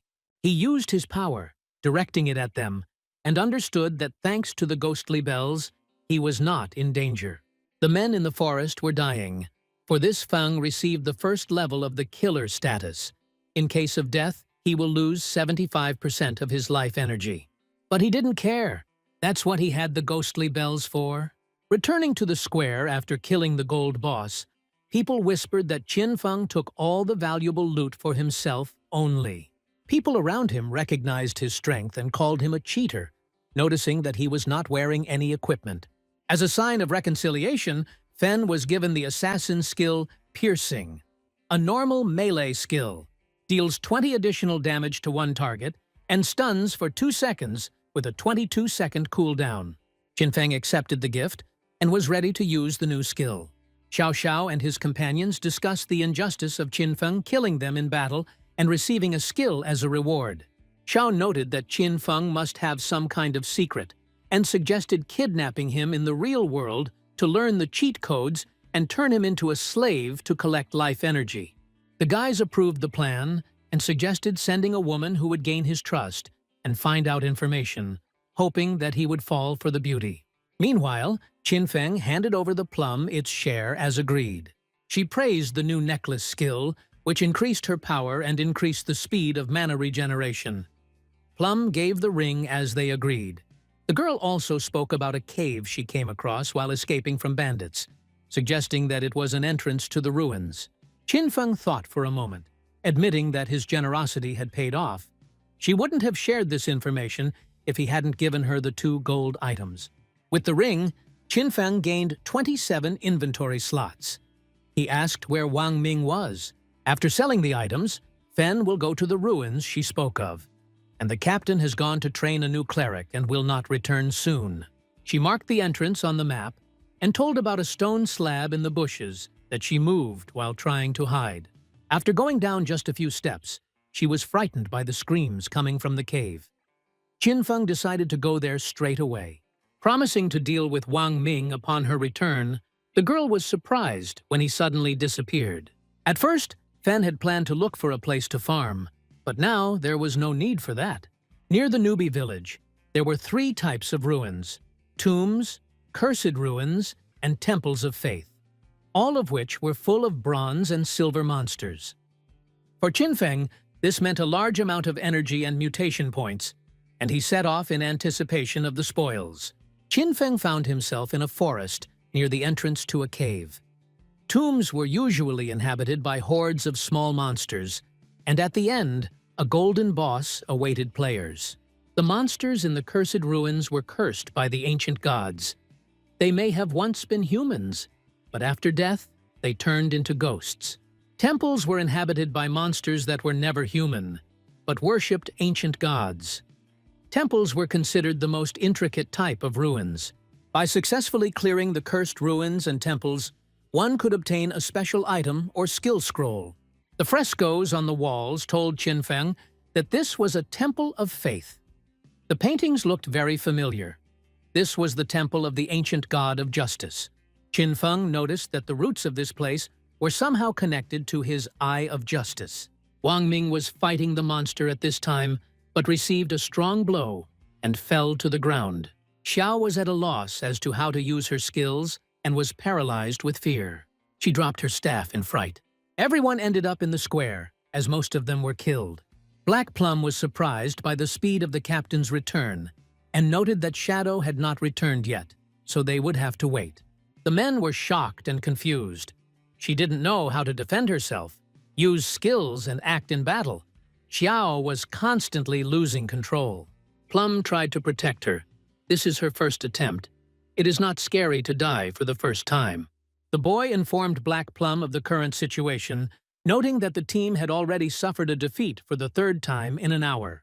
Black Plum was surprised, but she was with him now, because Fen had just given her 2 valuable things that should increase the team's chances of survival. Wang Ming felt confident in their joint actions and hoped that things would go better this time. Xiao felt irritated by the other members' incompetence, thinking they were stupid and a hindrance, and needed Shadow to step up. Qinfeng was in the cave when voices were heard ahead. On the floor, monsters were worshipping, devoted believers of the ancient god, each level 10 silver class. Qinfeng was surprised and used invisibility magic, then activated the skill Shadow Massacre, striking. Even with the use of sneak attack and breaking invisibility, the monsters only lost a small amount of health. He realized that the power of several such creatures together could be more dangerous than that of the Golden Ghost Boat. The monsters knelt down again, although Qinfeng remained invisible.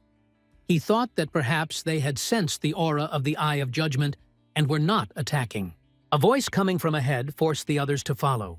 The consciousness was so damaged that they became almost animal-like, and their only goal was to extract the life energy of people. Suddenly, the monsters screamed and rushed to attack. The voice warned of 2 silver monsters ahead, noting that even one was difficult to deal with. And there were 2. They needed to run immediately. Grey Rose screamed from the monsters' attacks. Qinfeng noted that among them was the same Grey Rose who had bought the ice spell from him. He hadn't expected the temple to be discovered so quickly, although none of them would be able to clear it out completely in the near future. There were large reserves of exchange energy left on the floor, which was unexpected for the likes of these attackers. Qinfeng checked the surroundings, but found no traps or treasures, and realized that there were only 2 opponents operating here. After killing the Silver Condemned, he gained 400 experience points, reached level 9, earned 4 mutation points, and 188 days of exchange energy. He then used the Greedy Hands skill. Epic level gave him 32 mutation points, 1,504 days of exchange energy, 4 gold artifacts, and 10 silver ones, including a trinket suitable for an assassin. Qinfeng examined the Believer's Medallion, a golden assassin artifact. It granted plus 15 agility and plus 20% speed and skill cooldown when the required level was 8. The medallion's unique effect allowed it to summon a condemned person with a 600-second cooldown and increased the reload speed. Thanks to it, the invisibility period was reduced from 22.6 to 19.2 seconds, Poison Arrow from 4.3 to 3.7, and Shadow Carnage from 10.4 to 8.8 seconds. Qinfeng decided to keep the rest of the items for now and sell them later, since at the moment, none of the players could use level 8 plus artifacts. Qinfeng turned around and noticed a strange object appearing behind him. He realized that to activate the mechanism, he had to destroy all the monsters in the hall. Qinfeng noticed a hidden mechanism. Something clicked, and it began to descend. It turned out to be an elevator. He descended approximately 300 to 400 meters, finding himself in the temple catacombs. Such catacombs are not found in every temple, but Qin Feng had already explored several such places in his past life. There were plenty of traps here that would have been fatal to normal players, but for him they were only a temporary difficulty. However, with his current level, any mistake could cost him his life. But he had the right thing to deal with the danger. Qin Feng activated the Believer's Medallion, a golden assassin-class artifact that added 15 to dexterity and increased skill recharge speed by 20%. The artifact required level 8 and had a unique effect, summoning a condemned person with a cooldown of 600 seconds. He used his power and ordered Silver to move forward to explore the catacombs together. With its help, it became much easier to pass through the labyrinth, but the danger still remained high. Qin Feng realized that it would be useful to upgrade his resilience to increase his chances of survival in this place. Qin Feng spent 11 mutation points to level up Blurry Shadow, an assassin's gold epic skill, which reduced damage taken by 75% and, when fully activated, provided immunity to all types of damage.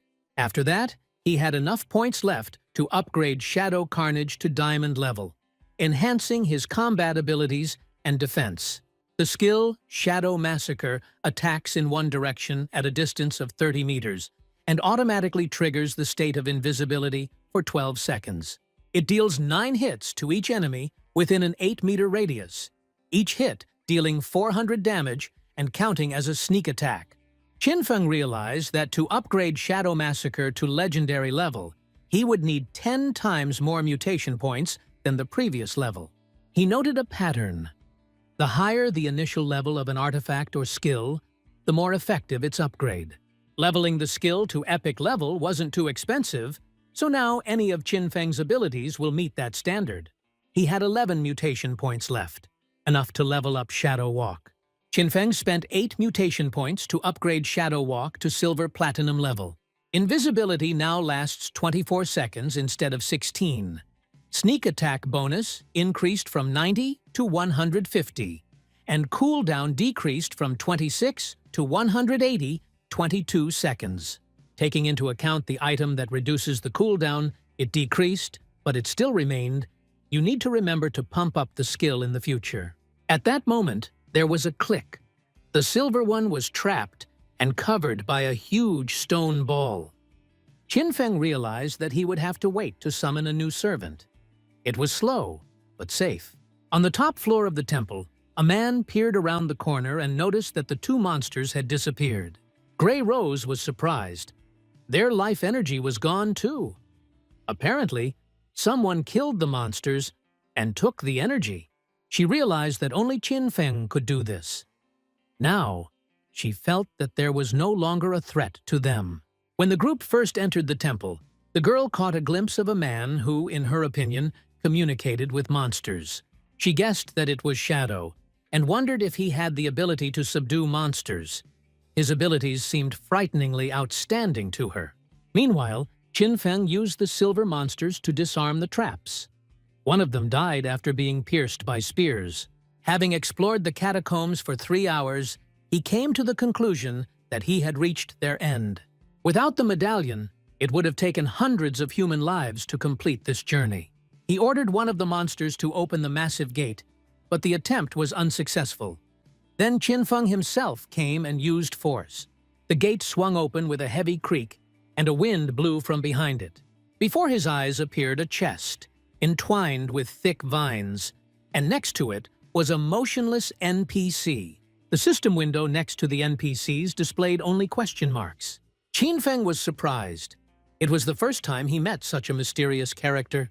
The NPC began making strange sounds, then glowed with a golden glow and disappeared, as did the vines that were wrapped around the chest.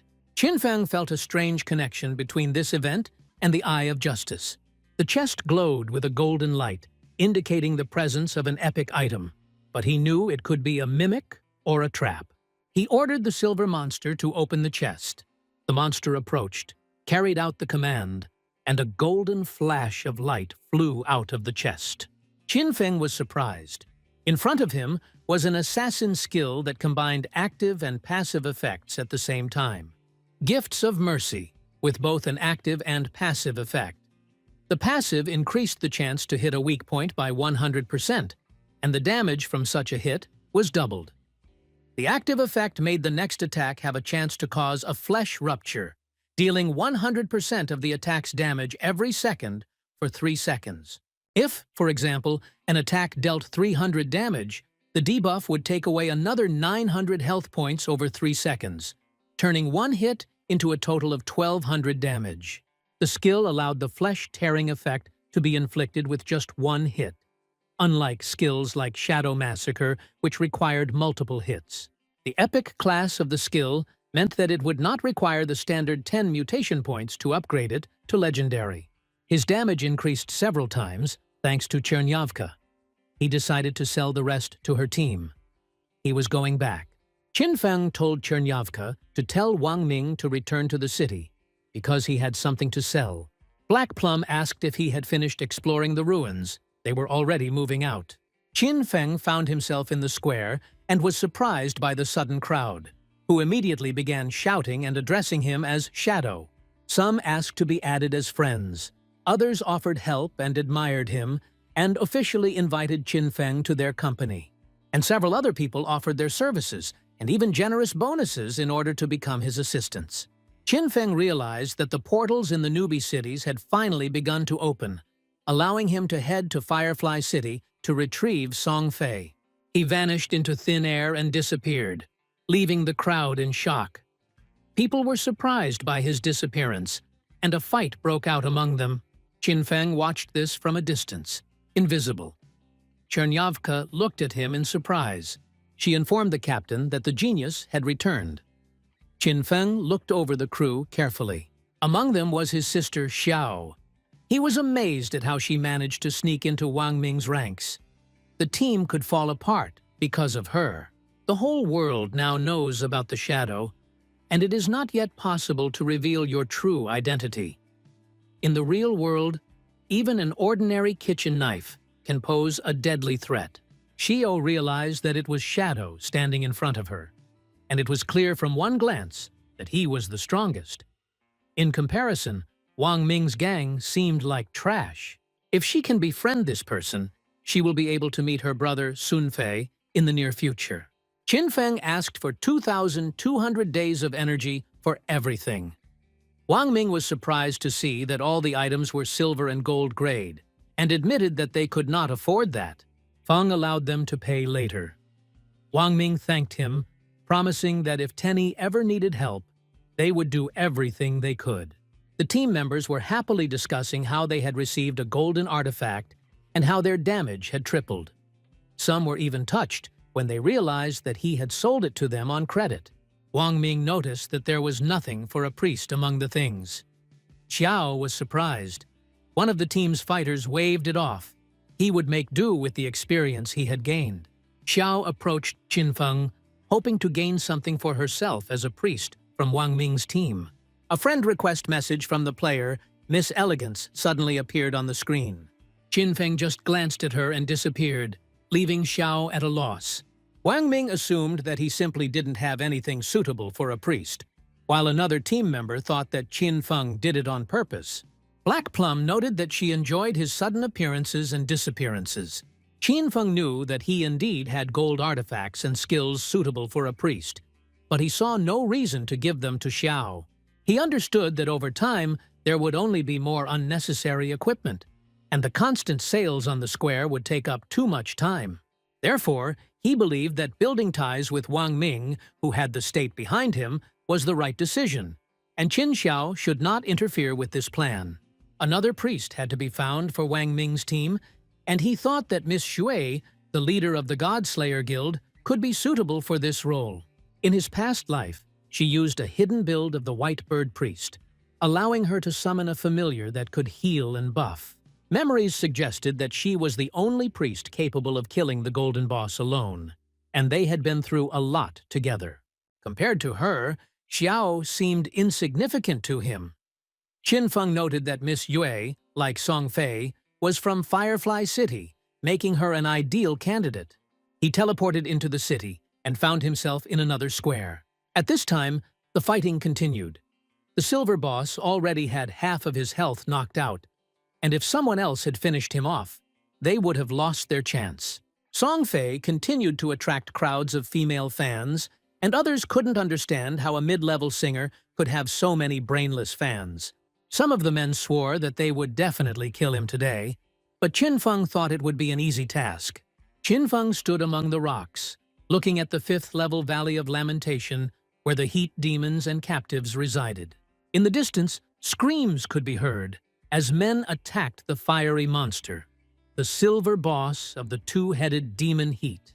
The situation looked strange. Most of the players were fighting each other, and at the center of events was Song Fei, surrounded by people protecting him. One of the men shouted, threatening Song Fei, and went on the attack with the anti-magic skill Locked Jaws. The girl intervened, hitting him on the head with her staff, and the enemy fell dead. The others watched in confusion. Qinfeng noticed that he was a mage class, and his nickname was Disobedient to Heaven.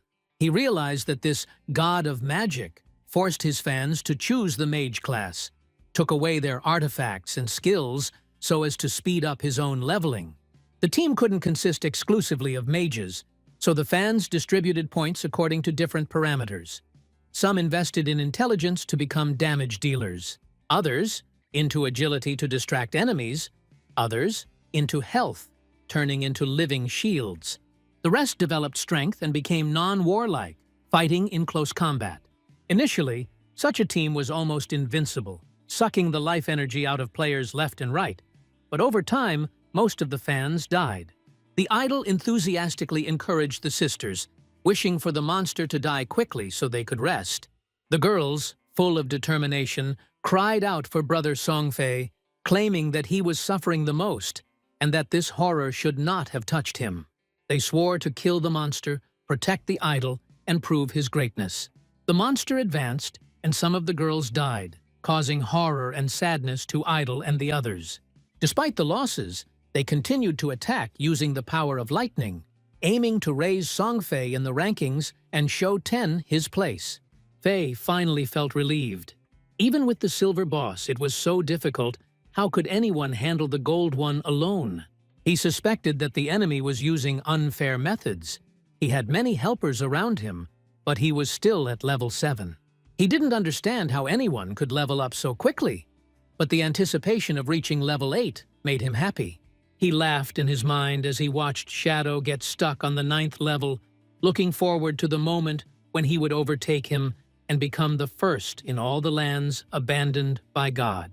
Suddenly, Qinfeng appeared next to Fei, grabbed his face, and tore his head off in one movement. The power of Shadow Massacre was instantly activated, and blows came down one after another. Fei's fans froze in shock, but a moment later they collapsed dead under Fen's attacks. System notifications flashed before Qinfeng's eyes, a message about defeating the two-headed heat demon and receiving 1,500 experience points. Then notifications of the killing of players with the names Defiant to the Heavens of Bookmagia, Sun Fei Miao Miao, Eternal Servant of Fei, Little Moth on Sun Fei's shoulder. The list continued to grow, replacing one message with another. The damage inflicted flared up in the air, one after another. The guys nearby watched in shock, trying to comprehend what had happened. They couldn't believe that the boss had fallen with one blow. It was also an area attack that wiped out the entire retinue of this smug bastard. The players around him whispered, trying to guess the identity of the attacker. Some asked incredulously if it was really Shadow himself. The crowd parted to allow the spoils to be taken, and many said that he had done them a great service by ridding them of the annoying company. Qinfeng, observing the reaction, noted that they were simply afraid of being caught by his hand.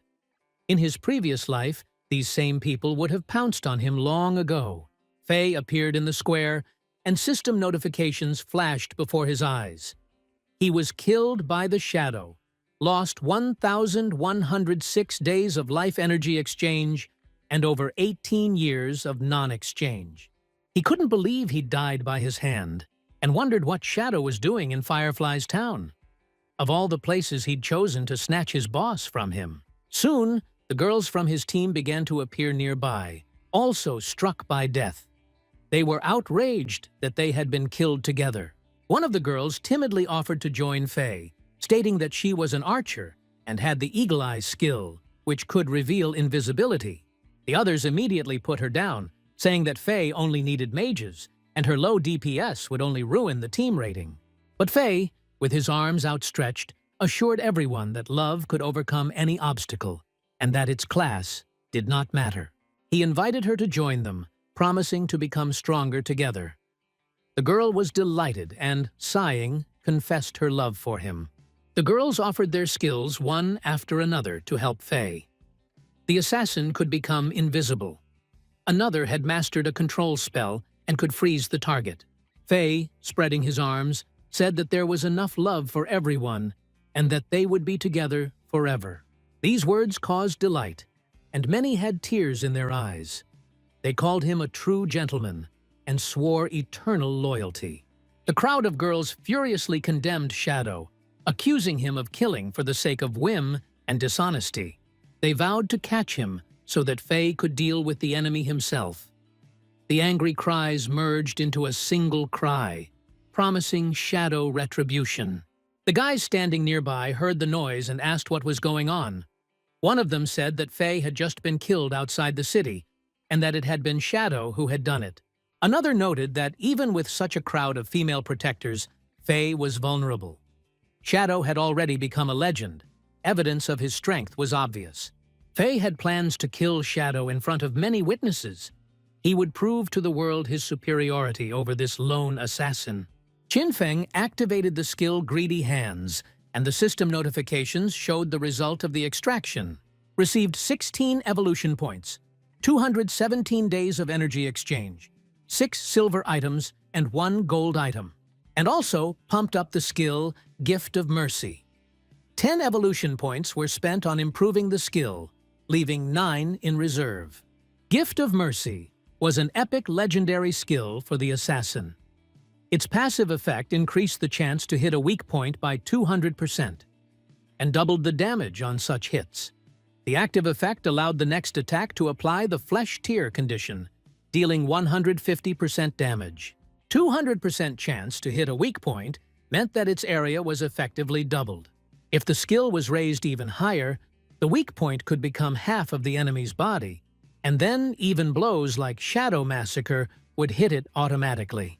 The damage from the Flesh Tear effect had also increased significantly, and Qinfeng figured that he might now be able to one-shot even gold bosses.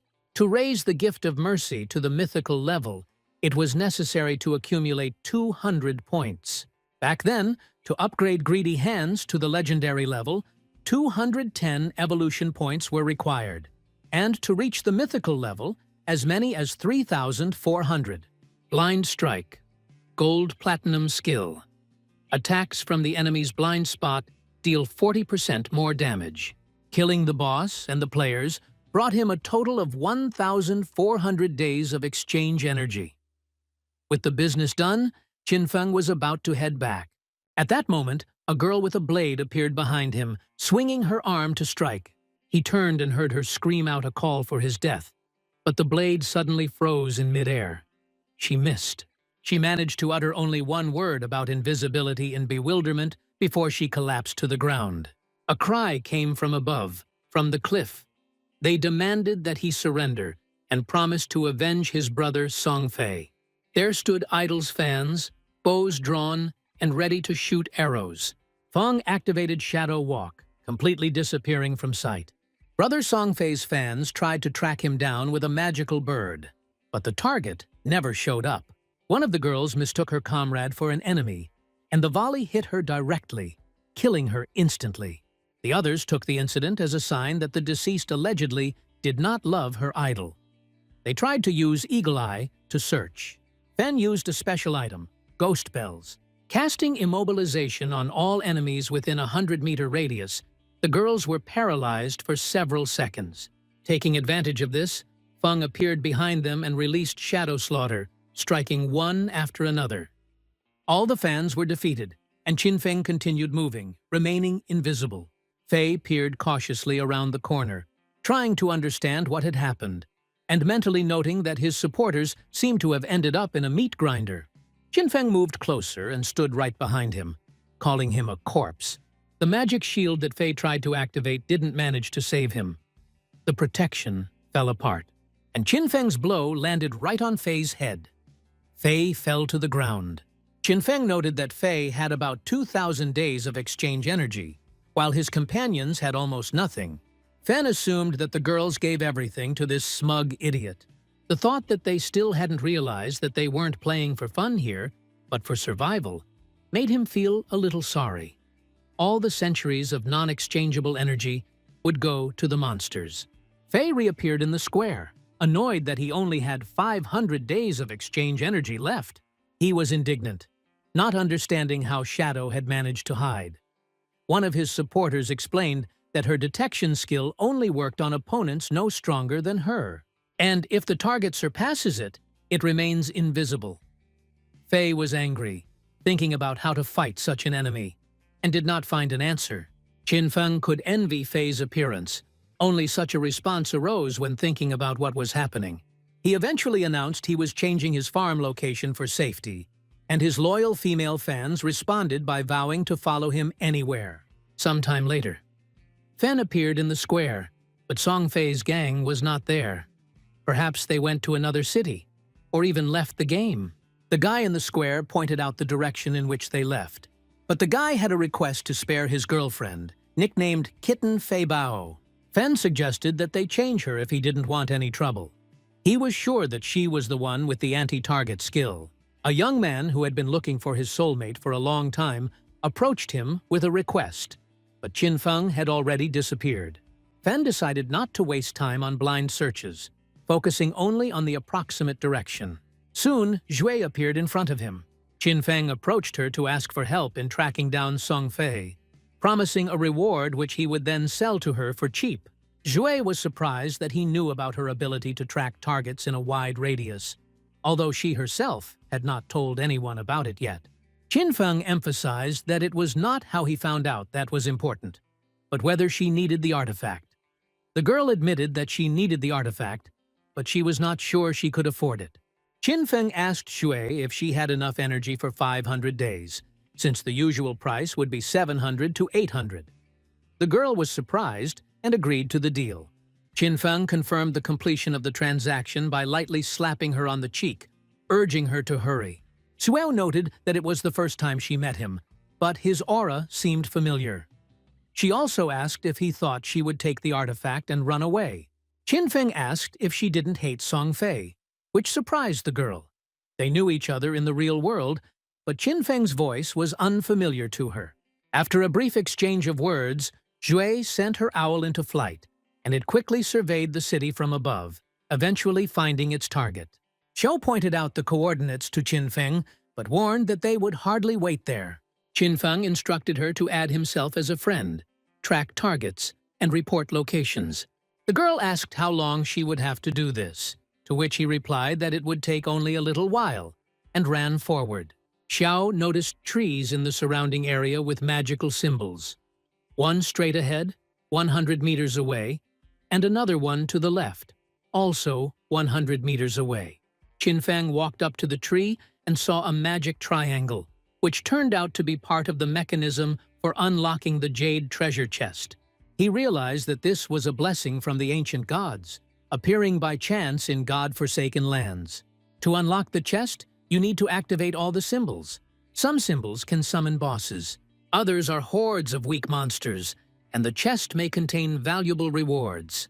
Qinfeng realized that such a chest was equal to 1,000 days of energy exchange, which was approximately 10 million yuan, which at the exchange rate of his previous life was an incredible benefit.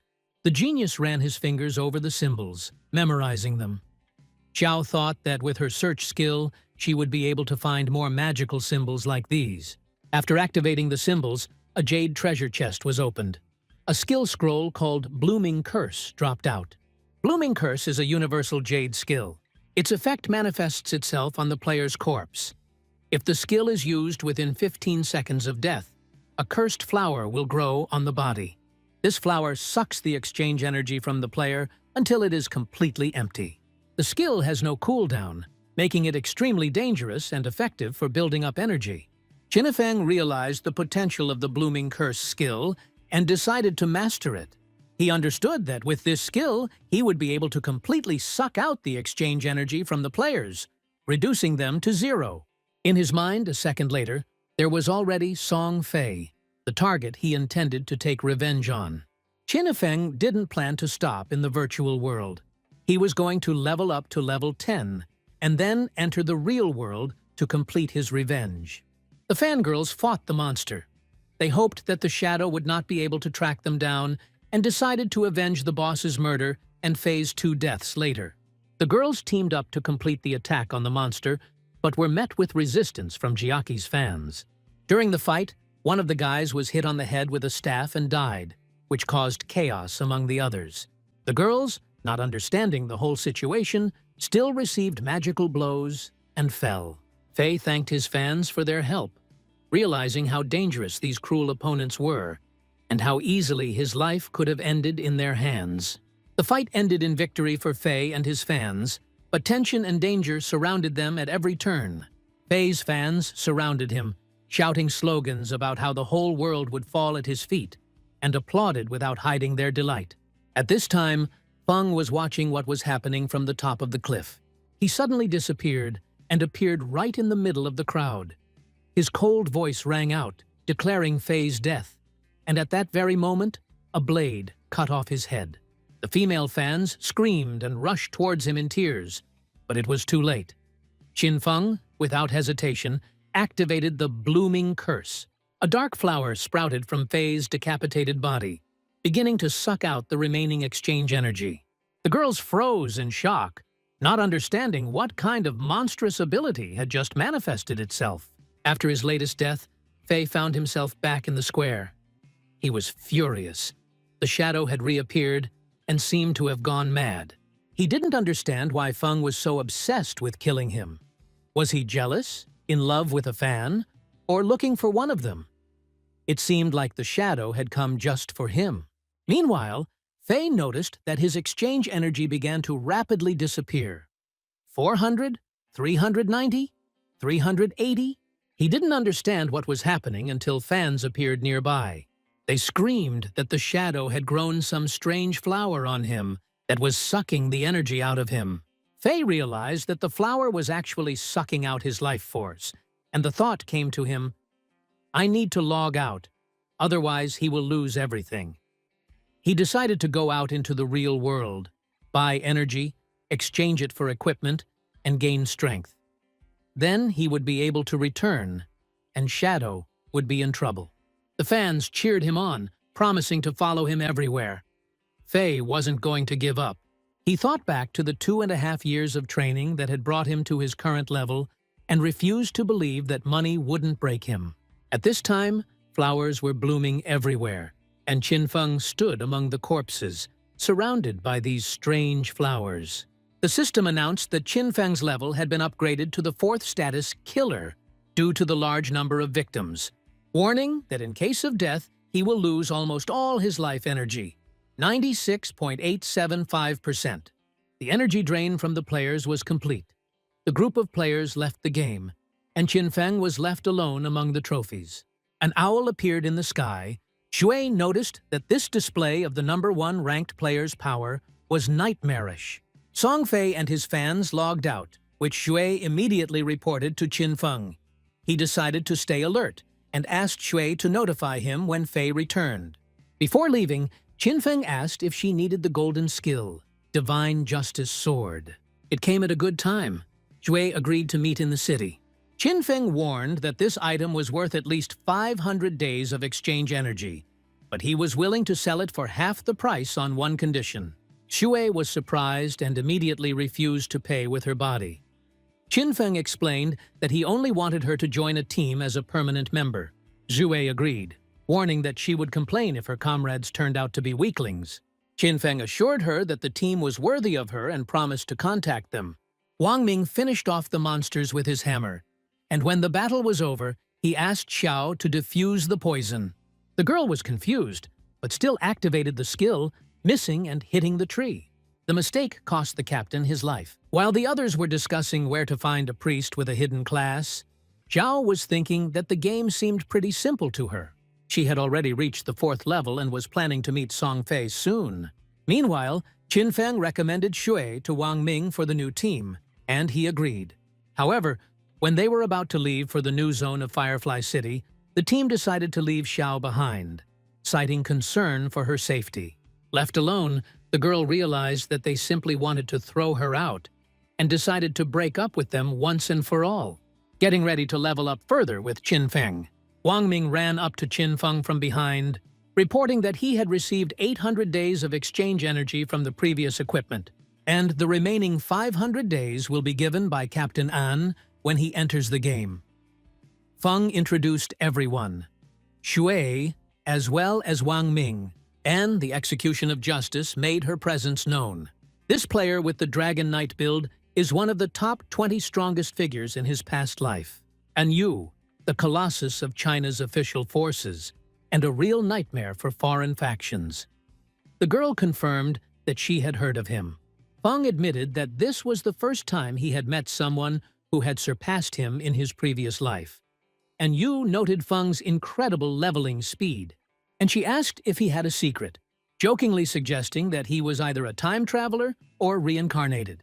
Qin Feng noted that last time she was not in Wang Ming's team yet. There was a message about receiving 500 days of exchange energy. He suggested that she was supplied with energy by the Shanghai authorities, and as a Dragon Knight, she had high survivability, making it safe to store currency with her.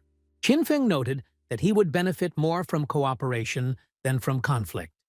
Behind An Yu's outward simplicity lies the ability to accurately calculate every action. Song Fei's fans were in a panic discussing the news. The life energy from the game turned out to be real, and if it reached 0, it would lead to real death. The girls realized that due to the killing of other players, some of them received the status of a killer and lost life energy twice as fast. Some had only a few days of energy left, others only 1 day, which caused fear and disbelief. However, one of the fans noticed that Song Fei was buying life energy and decided to ask him for help. Inspired, she donned a full fan costume, just snatching up some super shapewear. Wearing a dress with Song Fei's portrait on it and full of determination, she shouted to him that she was coming and then ran away. Xiao woke up in her bed and was relieved to find herself back in the real world. She calculated that at the current exchange rate, 1 day of energy could be sold for 15,000 yuan, and she had 200 days saved up. That is, she is the same as a millionaire. She was alarmed to learn that Shadow had killed Song Fei's brother 3 times and realized that his life energy in the game could drop to a dangerous minimum, which threatens real death. Xiao wondered why Shadow needed to kill Fei and the other players, amazed at the cruelty. The girls in the chat were already discussing the possibility of helping Song Fei by selling him their life energy at a favorable rate. She realized that she couldn't stay away. Thanks to her previous accumulations, she had 200 days of exchange energy, which she could use to help her brother Fei and at the same time ensure her own benefit. Fen fought against the giant lobsters, repelling their attacks with his skills and destroying his opponents. During the battle, he reached level 10, and the game notified him of his achievements. Stats increased by 2 points, 5 ability points added, class growth unlocked.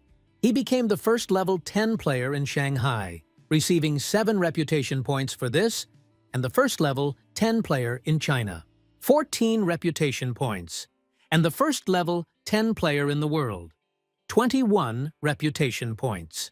The game indicated that when 7 level 10 players appeared in Shanghai, a portal to the continent abandoned by God would open. A global announcement announced that a player named Shadow had become the first to reach level 10.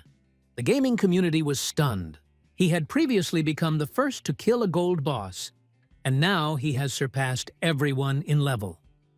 Players discussed his strength and cruelty, recalling the rumors of how he repeatedly killed the singer, Song Fei. Some thought it was deserved, while others were shocked by his methods. Qin Feng spent 13 mutation points, leaving himself with 0, and received the skills Sneak Strike, Platinum, and Emerald. The blow to the enemy's blind spot dealt 50% more damage. Despite having 7,000 days of exchange energy, he thought it was insufficient. His characteristics looked impressive. Nickname, Shadow. Class, Shadow. The only hidden build, level 10. Unexchanged life energy was 1,219 years and 1,028 days. Exchange, 7,355 days. Parameters: Strength, 39. Constitution, 39. Agility, 111. Intelligence, 41. Reputation, 47. In order to leave the newbie village, he would have to wait for 6 more level 10 players to open a portal to the continent abandoned by the god. So far, the strongest person after him was only at level 7, which, however, seemed like a good result. He could return to reality to sort things out. Qinfeng disappeared and ended up in his bed. His eyes glowed when he opened them. A message appeared asking him to spend his exchange life energy to transfer his abilities to the real world. Qinfeng agreed. A message appeared with the options: transfer class, equipment, skills, origin, or divinity. Qinfeng chose to transfer his class. He spent 1,000 days of exchanged life energy and transferred Shadow, the only hidden build. As a result, he acquired the passive characteristics of the Shadow class: strength increased by 3, constitution by 3, agility by 8, intelligence by 5. He then transferred 2 levels, spending another 2,000 days of exchange energy, which raised his level in the real world to 3. At the same time, strength increased by 4, constitution by 4, agility by 14, intelligence by 4.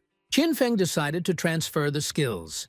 He reasoned that the higher the skill level, the more energy it would take to transfer. But the game only takes into account the original base level, while in the real world, an improved version of the ability is transferred. The Shadow Walk skill was basic, so it only required 900 days of exchange energy, even though Qinfeng had pumped it to a high level. It was convenient.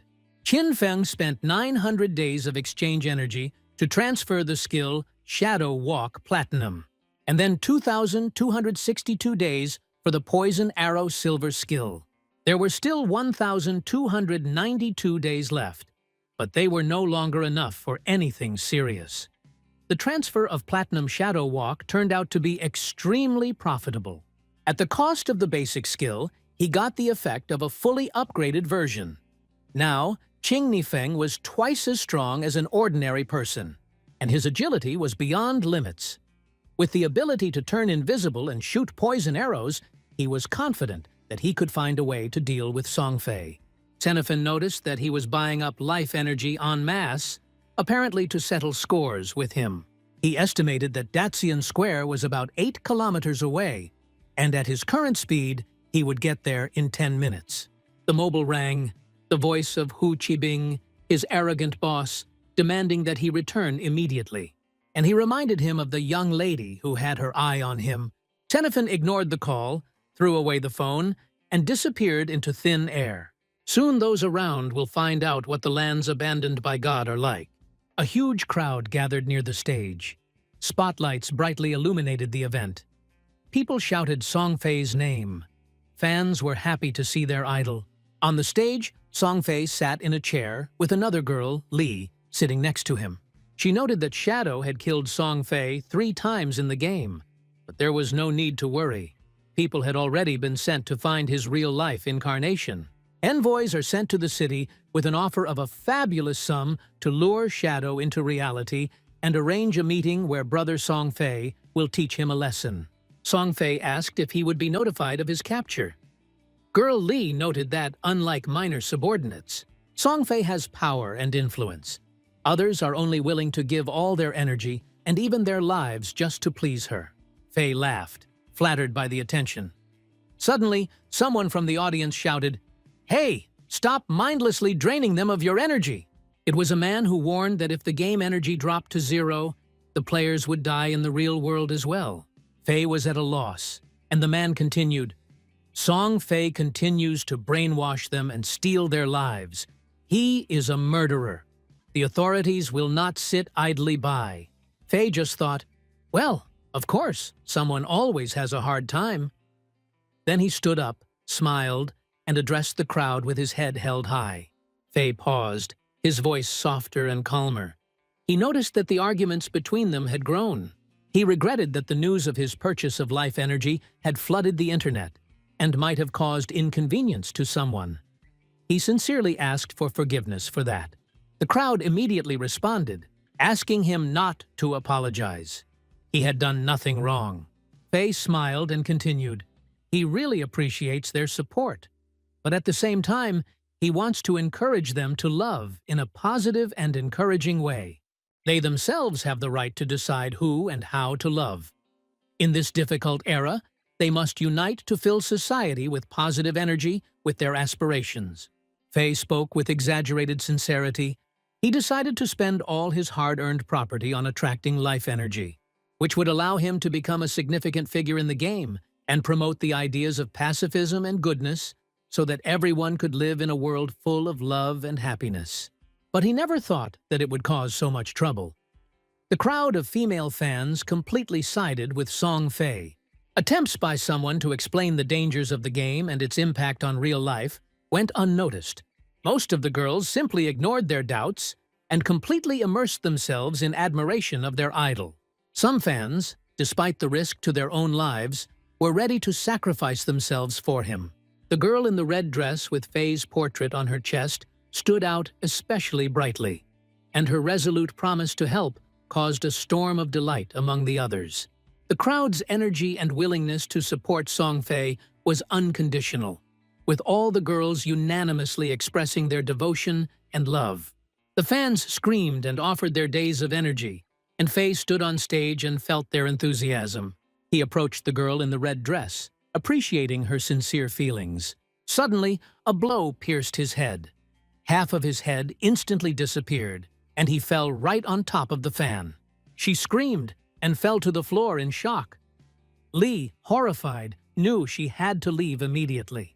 A ball of life energy appeared on Fei's body, but soon disappeared. Someone managed to pick it up. The guards screamed to save the young lady, and the crowd was in complete shock. Lee realized that Fei was killed by an ability in the game. Game skills can indeed work in the real world, but only one person can kill Saint Fei and take away his life energy in a second. Suddenly, a magical stone pierced her head, piercing through. The guards screamed, trying to save the young lady. In the crowd ahead stood Feng, all enveloped in streams of magic. Lee whispered, "Shadow." It was evening. The sun was setting. Birds were flying above the high-rise buildings. In Dajiang Square, the star idol Song Fei died tragically. Some fans, driven to extremes, committed suicide next to the body of their idol, wanting to sacrifice themselves for him. The security services said that Song Fei's death was unnatural. The girls were shocked by the news. Xiao couldn't believe what had happened. Just yesterday, they were at the concert, and now he was gone. Invisibility, throwing arrows. It looked like the events from the game. Qing Xiao noticed that someone was clearly hunting Song Fei. The girls recalled that in the game, Shadow killed him 3 times and tried to understand how the game's abilities could manifest in the real world. If anyone was to kill Brother Song Fei in reality, it would be Shadow. The skills were completely identical to those of Assassin. There was no mistake. The killer was Shadow. Xiao felt that after her brother's death, there was no more light in her life. Shadow somehow managed to use the game's abilities in the real world, and Xiao wanted to be by his side, striving to become stronger at any cost. She ordered the taxi driver to stop. Yang, holding her shoulder, trying to calm her down, called out to Qin Xiao. Xiao decided that from that day on, her life would be dedicated to one goal: killing Shadow. Yang kept asking if everything was okay, noting that Xiao was scaring her. Qin Feng sat in a cafe and ate noodles. The game required a lot of energy, and hunger was always present, so he had to eat in the real world. The mobile rang and a message came from Yang Xiao, who was furiously cursing at the fat man, claiming that he had blocked him everywhere. If he doesn't come, he'll be fired and won't get paid for a month. Chinefeng thought of Yang Xiao. She has a good character, but her weakness made her a target for ridicule. She used to be a member of her guild. His message advised to ignore the fat man and focus on the game. Another interlocutor asked if Chinefeng was in the game, how difficult it was, and gave advice. Regardless of class, invest all additional points in agility. The conversation turned to life energy and its sale at a crazy rate. Chinefeng admitted that he had already spent almost all of it. Yang Xiao joked about buying a car or a house and noted that it was now clear why the fat man was blocked. She called him a moron and called his boss a real pain in the ass. It was Tian Shishi, the daughter of the Tian Group chairman. Feng used to work for a company owned by Tian Shishi. The girl was more into having fun with guys. After the game's launch in the past, she left China and founded the American Alice in Wonderland Guild, while trying to erase her connection with her homeland. China, and especially the Feng Guild, had suffered enough from her. He knew he had to deal with Shishi before she finally went abroad. If Shishi disappeared, Alice in Wonderland would never be founded, and rumors of the guild leader's close relationship with her meant that their influence would also weaken. The phone rang, and it was Qin Xiao. She said that she had earned enough to buy a house, and now she didn't want to see him anymore. She warned him not to try to contact her or look for her new place to live. Chinefeng responded calmly, agreeing to cut off all ties. After a short silence, he put the phone in his pocket and thought about how soon people would realize that gaming skills could be applied in the real world. When this happens, there will be no quiet places left. Xiao was walking through a cottage village with a friend, discussing her relationship with her brother. The friend noted that she should apologize to her brother, but Xiao waved it off. She sold Tian Group's life energy for 2 million and bought a house where she could live with Shadow. Soon, she intended to find the one she needed and no longer care about Chinefeng. Jiang Wei appeared nearby and handed Xiao the assassin's skill whistle, reminding her of her promise. Xiao decided to use it to get closer to Shadow.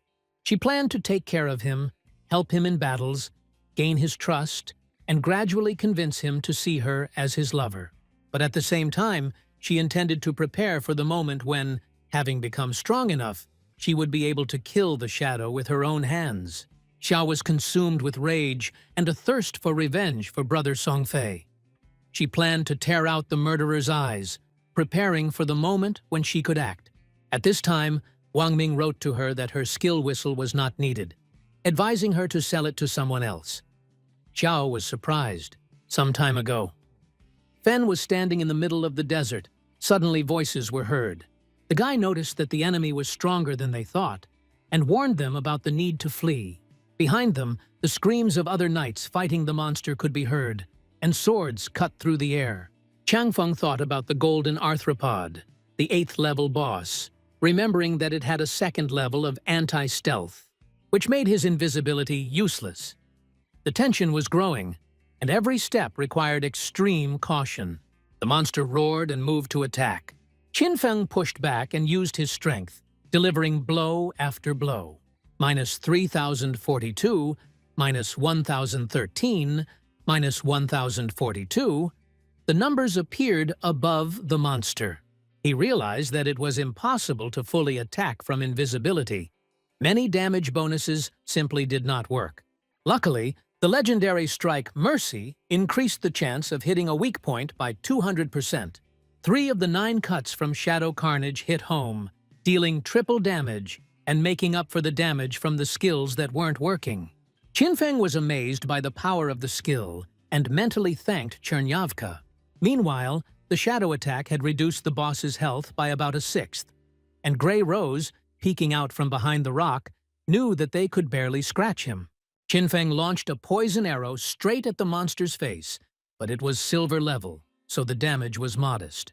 He decided that he needed to improve his stealth level, otherwise he wouldn't be able to launch a full attack, and continued to approach the monster, preparing for the next blow. "Be careful!" the girl shouted from behind, but Qinfeng moved with utmost care. He used his powers, and the monster received blow after blow. The girls, watching him, could not hide their surprise. How could he move so quickly? He had incredible reactions and a complete understanding of the enemy's actions. He wasn't faster than the boss, but he was able to dodge all attacks as if he had fought this monster 1,000,000 times. In their previous life, no matter how hard they tried, they couldn't defeat him together with Xiao. Now it was clear. You can't take him with brute force. You need to guess his movements, feel the rhythm. It was not for nothing that he was the strongest assassin. The monster growled as it took the blows, but compared to the inevitable attack from the Golden Rook, it was easier to deal with. Rose, watching what was happening, thought that the creature was about to escape. Qinfeng was already close. His sword, shining with green light, swept through the monster, and the creature's head was separated from its body. A message appeared on the screen. "You have killed the golden arthropod. Level 8. You have earned 6,400 experience points. You have gained 7 mutation points. You have earned 497 days of life energy exchange." Qinfeng looked at the screen carefully and calculated. Great. He got 28 mutation points and almost 2,000 days of life energy. Ultraviolet Shield, the assassin's platinum skill, converted the player's resilience level into invulnerability. The shield provided full protection for 8 seconds with a 60-second cooldown. For every 20% of resistance, the player received 1 layer of invulnerability. Moreover, when the shield was turned off, the stability level returned to the base level. Taking into account the skill scroll and 75% resistance from the epic shadow blur, the shield could provide 3 layers of invulnerability at once. Qinfeng realized that it would now be much easier to deal with bosses, and the skill could be immediately pumped up to an epic level. Epic Ultraviolet Shield now converts the player's resilience level into invulnerability for 14 seconds on a 60-second cooldown. For every 10% of resistance, 1 layer of the shield was given. Now he had as many as 7 layers. With such a shield, he would be able to boldly explore the most dangerous high-level zones. Qinfeng decided to spend the remaining 22 points to upgrade his poison arrow to increase its ranged attack. Silver Emerald Dart now dealt up to 240 damage and inflicted a poison state that lasted 5 seconds and dealt 80% damage every second. 3 upgrades doubled its damage, and the short reload allowed the arrow to be used again almost instantly. Qinfeng looked at the items that appeared. The Haven of Light gave him plus 20 agility and plus 20% speed.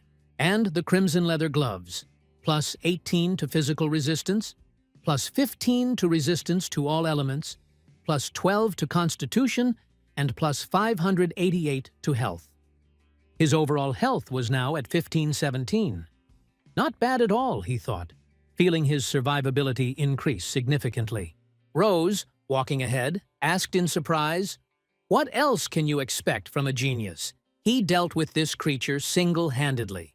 Does he have any mage skills that she could buy out?" the girl asked. Qinfeng offered 1 gold skill that casts an ice ball for 800 days. The man thought the price was too high. Qinfeng explained that the Ice Burst Level 7 would be 40% stronger than version 5, so 800 days was a reasonable price. Rose agreed to purchase the skill. After the sale, Qinfeng received 800 days of exchangeable life energy. He realized that searching for opponents manually would take too long, so he decided to first collect information about the bosses in the city to speed up the leveling process. A message appeared from Wang Ming, saying that Qin Xiao, who was a member of Qinfeng's team, wanted to offer him some kind of skill scroll. Qinfeng guessed that it would be a bronze and useless skill, given the rumors that it was Shadow who killed her beloved Song Fei. He decided that it was better for Xiao to keep the whistle. Wang Ming told Xiao that her skill was of no use to anyone and that it was better to sell it. Xiao was surprised, but then Qinfeng said that he had something to sell and suggested that they meet in the city. Wang Ming agreed, and he asked about Song Fei. to which Qin Feng admitted that he had killed him. Wang Ming, being Feng's friend, knew that he had recently left the game. He knew that the time and method of Song Fei's murder pointed to Feng. Since he asked this question, the authorities already knew about it. Feng thought that arresting him now would be pointless. In a few hours, several more players would reach level 10. And then the fact of transferring gaming abilities into the real world will become obvious. Now is the ideal opportunity to test the Chinese authorities' reaction to this information. At Firefly Square, Qin Feng entered the building surrounded by other players and reported that the investigation had identified him as the prime suspect in Song Fei's murder. But something soon became clear. Song Fei and Chang Li themselves plotted against Qin Feng and kidnapped other players, forcing them to work for them. In essence, their deaths were considered an act of self-defense. Qin Feng reflected on the fact that his true identity remained unknown. Therefore, those around him are still hoping for continued cooperation. In his previous life, his reputation was clean, but now he openly killed Song Fei and Li. He was interested in how his reincarnation would affect this world. While he could, he planned to sell skills and equipment. Players were amazed by Qin Feng's platinum gear and skills, as he destroyed a platinum boss without any announcement. Luck smiled upon him in his search for the snowflake chest, helping him obtain valuable loot. Other players discussed his luck. Wang Ming noticed the difference between them. While the others were struggling with silver monsters, Qin Feng was calmly receiving platinum and jade loot. The platinum archer skill was valued at 2,500 days. The berserker weapon was valued at 1,500. The platinum mage skill was valued at 3,000. And the gold skills and equipment were valued at 8,000. Qin Feng was planning to give players a discount by selling the remaining items in 1,600 days, and nodded, confirming her willingness to move on.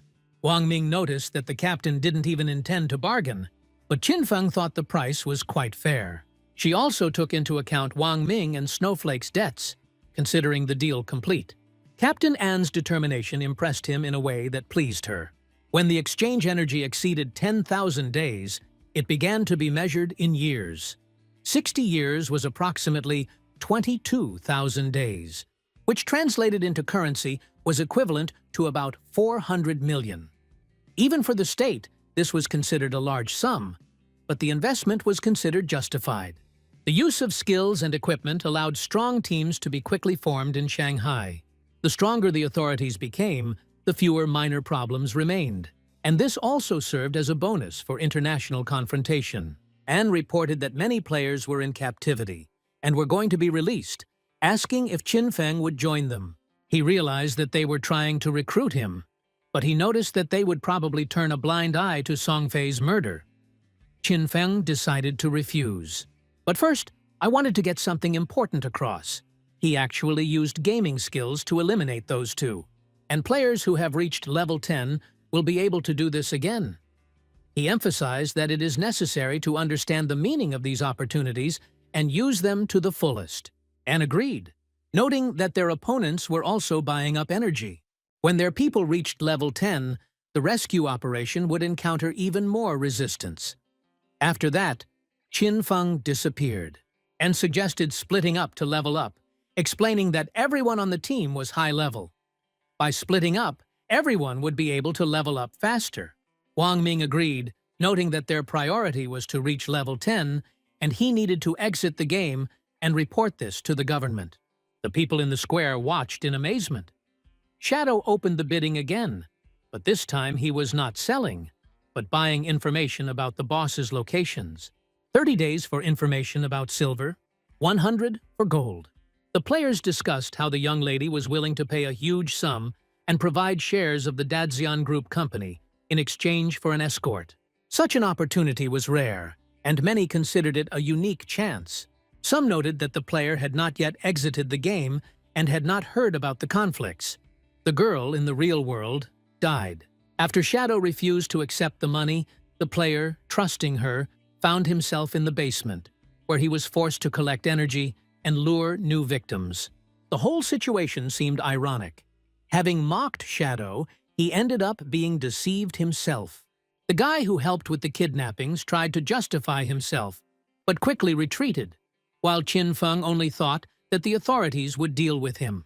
Qin Feng paid 30 days for information on Silver Boss's whereabouts. The crowd pointed warily at Ace of Spades, the heir of the Changgrups, warning that she had killed many players and was capable of stealing their energy.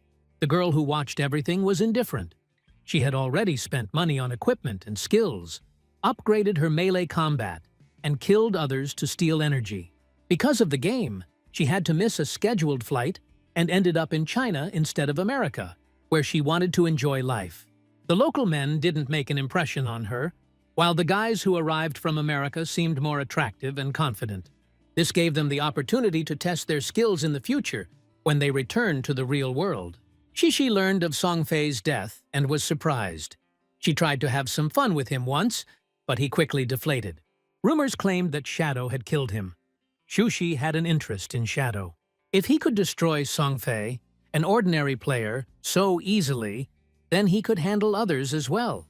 She decided to log out to contact others who might be able to contact the Shadow. 3,000 days' worth of exchange energy probably wouldn't interest the Shadow directly. But such a quantity couldn't be ignored. He would only have to deal with one person. Shushi remembered his refusal with a smile and a sense of foreboding. She anticipated that Qin Feng would be in danger. Wei fought the slime monster on the battlefield, striking straight at its neck. After that, it glowed with a golden light. He was soon cured and realized that he had almost died. Xiao was slow. The system showed that her hunger level had reached 90%, and she had to log out to eat. Wei noted that she was acting arrogantly. He would still show her how to behave. Meanwhile, Xiao woke up in her new apartment. Things were scattered everywhere, and there were no deliveries. All the couriers were stuck in the game. Before, Qin Feng always took care of her, cooked food for her, and didn't require any effort. Now Xiao pulled herself together, reminding herself that it was just food, and freedom and independence were more important. She decided that she could handle everything herself, and that she no longer needed Qin Feng. There was a cave near the water. There was a rumble from inside, and a crab crawled out. It ran across the sand, but a magical blow cut it in half. Qin Feng finished the battle. In 1 hour, he defeated 4 silver bosses and received 16 mutation points for each. The loot from one boss could be sold for 3,500 days on average. All of his gear was now gold or higher, and the overall reload speed was increased by 75%. No platinum bosses appeared near the cities of newcomers, so gold bosses were considered maximum. The only way for Qin Feng to increase his strength was to upgrade his class. The platinum bosses had an anti-Tesla level of at least 2, and he needed to reach level 3, which required 20,000 points. This is the only way he can deal with them. In the past, it took 20 highly skilled players to kill one such boss. Qin Feng decided to return to the city first to sell the loot he had obtained, leaving himself with a strategic advantage. He would always be a few steps ahead of the others. The first platinum boss, Qin Feng believed, would fall at his hands. At Firefly Square, Qin Feng was moving among the players when one of them noticed him and shouted something like a greeting. Almost 40,000 days of energy was more than enough for the upcoming actions. A guy approached him and hinted at business, a murder in the real world, promising a good reward. Qin Feng ignored him and walked past. The guy named Qin Feng and offered an address, reminding him of his murder of Songfei, as if hinting at easy money. Qin Feng wondered who wanted to kill him and why. He had never met this person before, neither in this life nor in the past. The intent to kill did not come from him, but from the one behind him. In the past life, such threats appeared only in the middle of the game. It was too early for the enemies. The only one who had a motive before the game and had huge funds was Tianshishi. She could have destroyed Qin Feng, but she hasn't done so yet.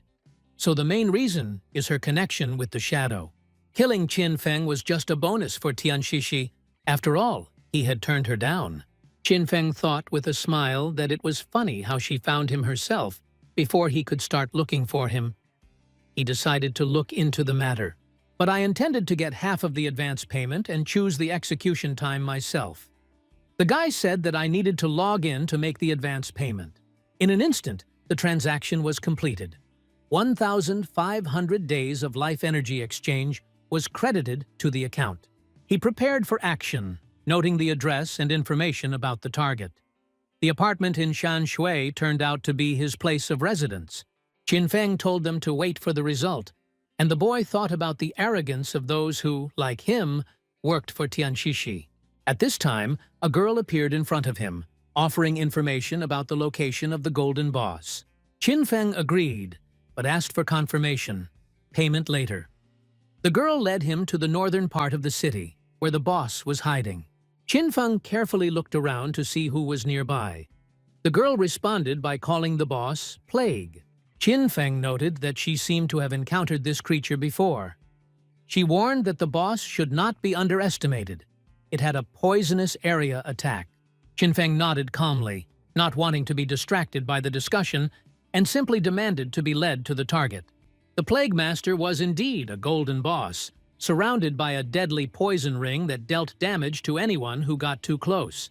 The girl showed the way forward, and Qinfeng mentally assessed the situation. He needed to kill quickly, but that shouldn't be a problem for him. Qinfeng and the girl entered the cave where the boss was already waiting. Her team dealt with the other mobs, but they could not deal with this monster. The girl pointed out the direction, and Qinfeng transferred the promised energy to her, spending 100 days of exchanging life energy. He thought about the situation and realized that with 75% resistance from Blurred Shadow, the boss's poison attack did not pose much of a threat. However, it was a trap. As soon as Qinfeng entered the battle, people with second-level anti-stealth artifacts would appear, intending to kill him. Her warning was part of the plan. She had to stop them, betray Qinfeng's trust, and try to figure him out in real life. The girl was forced to act under pressure. Behind her was a man who blackmailed her in real life, and she wanted him to die. Behind all of this was Dongfang Xian, known in the game as Xiang Yun, whom Qinfeng had already defeated once. Qinfeng was surprised. Dongfang Xian was the same one who had tried to steal the ghost rook from him earlier and then planted the skill, pretending to apologize. The girl warned him about the possible danger and asked him to deal with him, otherwise it would be the end for her. In his previous life, Qinfeng knew almost nothing about him, since he died at the very beginning. He decided that he would kill the boss first, and then uses someone else's plan against the opponents themselves. The girl noted that Dongfang Xian brought 3 teams of 18 people each here, but the boss destroyed them in less than half a minute. The poison damage was so great that no one could take away even 5% of the monster's health. Even with poison resistance, Shadow couldn't cope. Qinfeng used the power of a mercy strike, a powerful, flesh-tearing, sneak attack aimed at the boss. The girl was surprised by how powerful Qinfeng's attack was. With just one attack, he destroyed 2/3 of the monster's health, dealing more than 80,000 damage. She was amazed that such a result could be achieved by an ordinary person. Dongfang Xiang's men were already preparing to attack, and she was given the task of holding them back, using the golden shield. Fen knew that few would have been able to withstand such protection at the beginning of the game, and he guessed that she was lucky to find the golden chest. The girl was shocked by what was happening. All the attackers were defeated, and strange flowers began to grow from their bodies, which were called Blooming Curse. She breathed a sigh of relief, realizing that if she had followed Dongfang Xian's plan, she might have ended up in the same fate. Feng watched this and thought about what the girl had become now and how she acted in this world. Feng attacked the monster with a series of blows. The system reported that the Golden Plague Beast had been killed, for which he received 7 mutation points and 555 days of exchangeable life energy.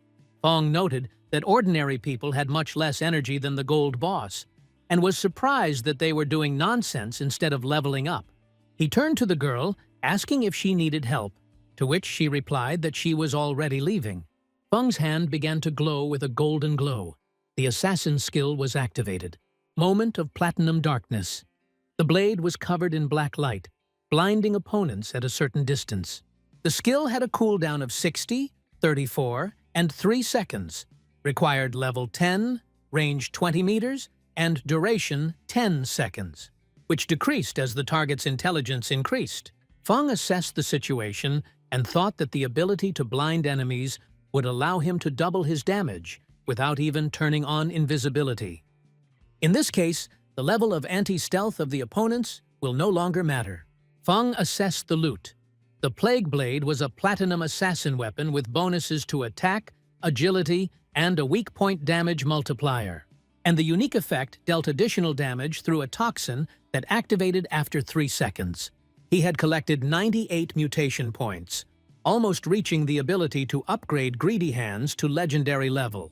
To improve the class, it remained to get about 10,000 experience, which could be done even with ordinary mobs.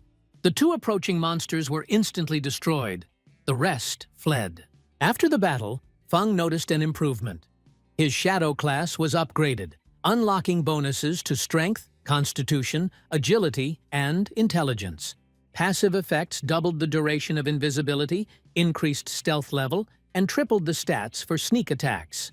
He could now remain invisible almost permanently, and his stealth attack damage multiplier matched that of the game's strongest class. The system announced that 7 players in Shanghai County had reached level 10. And in 10 minutes, the teleportation channel to the Forgotten Continent will open. Feng was surprised at how quickly everything happened. It was only 8:30 in the evening. The ranking table has been updated. Shadow took first place, followed by Grey Rose, Snow Day, Black Plum, and Wang Ming, and Hua Yu. Yu Han took 4th place. Feng noticed many familiar faces among the players. In his previous life, the top players were mostly foreigners. He realized that the impact of his trading was finally beginning to show. Reality. It was night. The high-rise buildings were lit up, and men were being held in handcuffs on the streets. The policeman reported that the main accomplices of the Danish criminal group have been arrested, except for 3, who are still in the game and awaiting further instructions. The captain noted that the work had been done well and instructed the An team to reach the remaining ones. He stressed that even if the criminals hide in safe zones, they will still have to return to reality sooner or later, in order not to die of hunger, and then they will be caught. The Shadow played a major role in the success of the operation. He not only provided information about the criminals, but it also showed how gaming skills can be applied in the real world. If the delay had occurred, the criminals would have reached level 10. The captain stressed the need to establish an unbreakable connection with the Shadow. Meanwhile, in Firefly City, Feng was walking down the street, exchanging messages with a girl. She admitted that she now respects him even more for his actions, which the authorities assessed as heroic. He dealt with the leaders of a criminal group, kidnapped, tortured, and killed players. Feng wondered if the authorities' attention might be directed at him in order to maintain their own secret connection with him. He asked the girl if she had managed to find out Dong Fengxian's location, to which she replied that she could not disclose the information yet. Feng agreed to wait and noted that his main goal now was the Forgotten Continent. Portals between cities are accessible to a few, and access to the portal to the continent is open only to a select few. Feng teleported to a Forgotten Continent where all the cities were considered beginner zones. But the real game began right here. People looking at him whispered. Despite the 2nd level of anti-stealth, they could not detect him. The level of stealth of the Shadow was higher than the 1st. He found himself in the ruined remains of Shanghai, familiar from a past life, where the graphic layout of the cities corresponded to reality. In the darkness behind him, eyes lit up and a roar was heard. The monster tried to attack, but Feng dodged it with Shadow Walk, and instantly responded with the Gift of Mercy and Shadow Slaughter, destroying the earthly purple worm. The monsters attacked unexpectedly and from everywhere, so there were no safe zones here. However, if you find a hidden refuge in the ruins, you can establish a stronghold and control the territory. Shanghai's best hideout was in the northwest, where Feng's guild had previously been based. The monuments stood amidst the ruins and dust. The group approached one of them and looked around. It was a forgotten continent. Although the ruins resembled the ruins of modern cities, Wang and Black Plum recognized the ruins of Shanghai among them. The high-rise buildings were the same as in reality. Plum noticed that Shadow should have appeared here too, but it was impossible to find him. He could become invisible. Monsters appeared ahead and immediately began to attack. Plum's spiritual shield and healing power helped defend, and Van and the others began to attack. Local mobs turned out to be stronger than silver bosses from the newbie territories. Co used Binding Shot to bind the worms with magic threads, making it impossible for them to escape. The guy called to finish off the monsters while he had them trapped. Plum used Prophetic Fireball to strike the worms, and the monsters were defeated. The team's players rejoiced in the victory, cheering and clapping their hands. Wang Ming ordered Xue to scan the area to assess the situation. She noted that the area was teeming with monsters. There were too many of them, and the team's fight had attracted new enemies. There were no safe zones. The players discussed the situation and tried to figure out how to proceed. Sleva suggested looking for Fen's brother, who had recently arrived on the continent and was unlikely to have gone far. Zhui found a light trail to the northwest. It was loot left by a genius whose full equipment did not allow him to pick it all up at once. The presence of a trace gave hope for salvation. The team followed the trail, moving carefully through the ruins, following Anne's directions. The monsters were approaching, but Feng dealt with them with ease. The Gift of Mercy and Shadow Slaughter attacks dealt 30,000 damage each, instantly destroying enemies. The place turned out to be ideal for farming, and the thought of its value flashed through Feng's mind.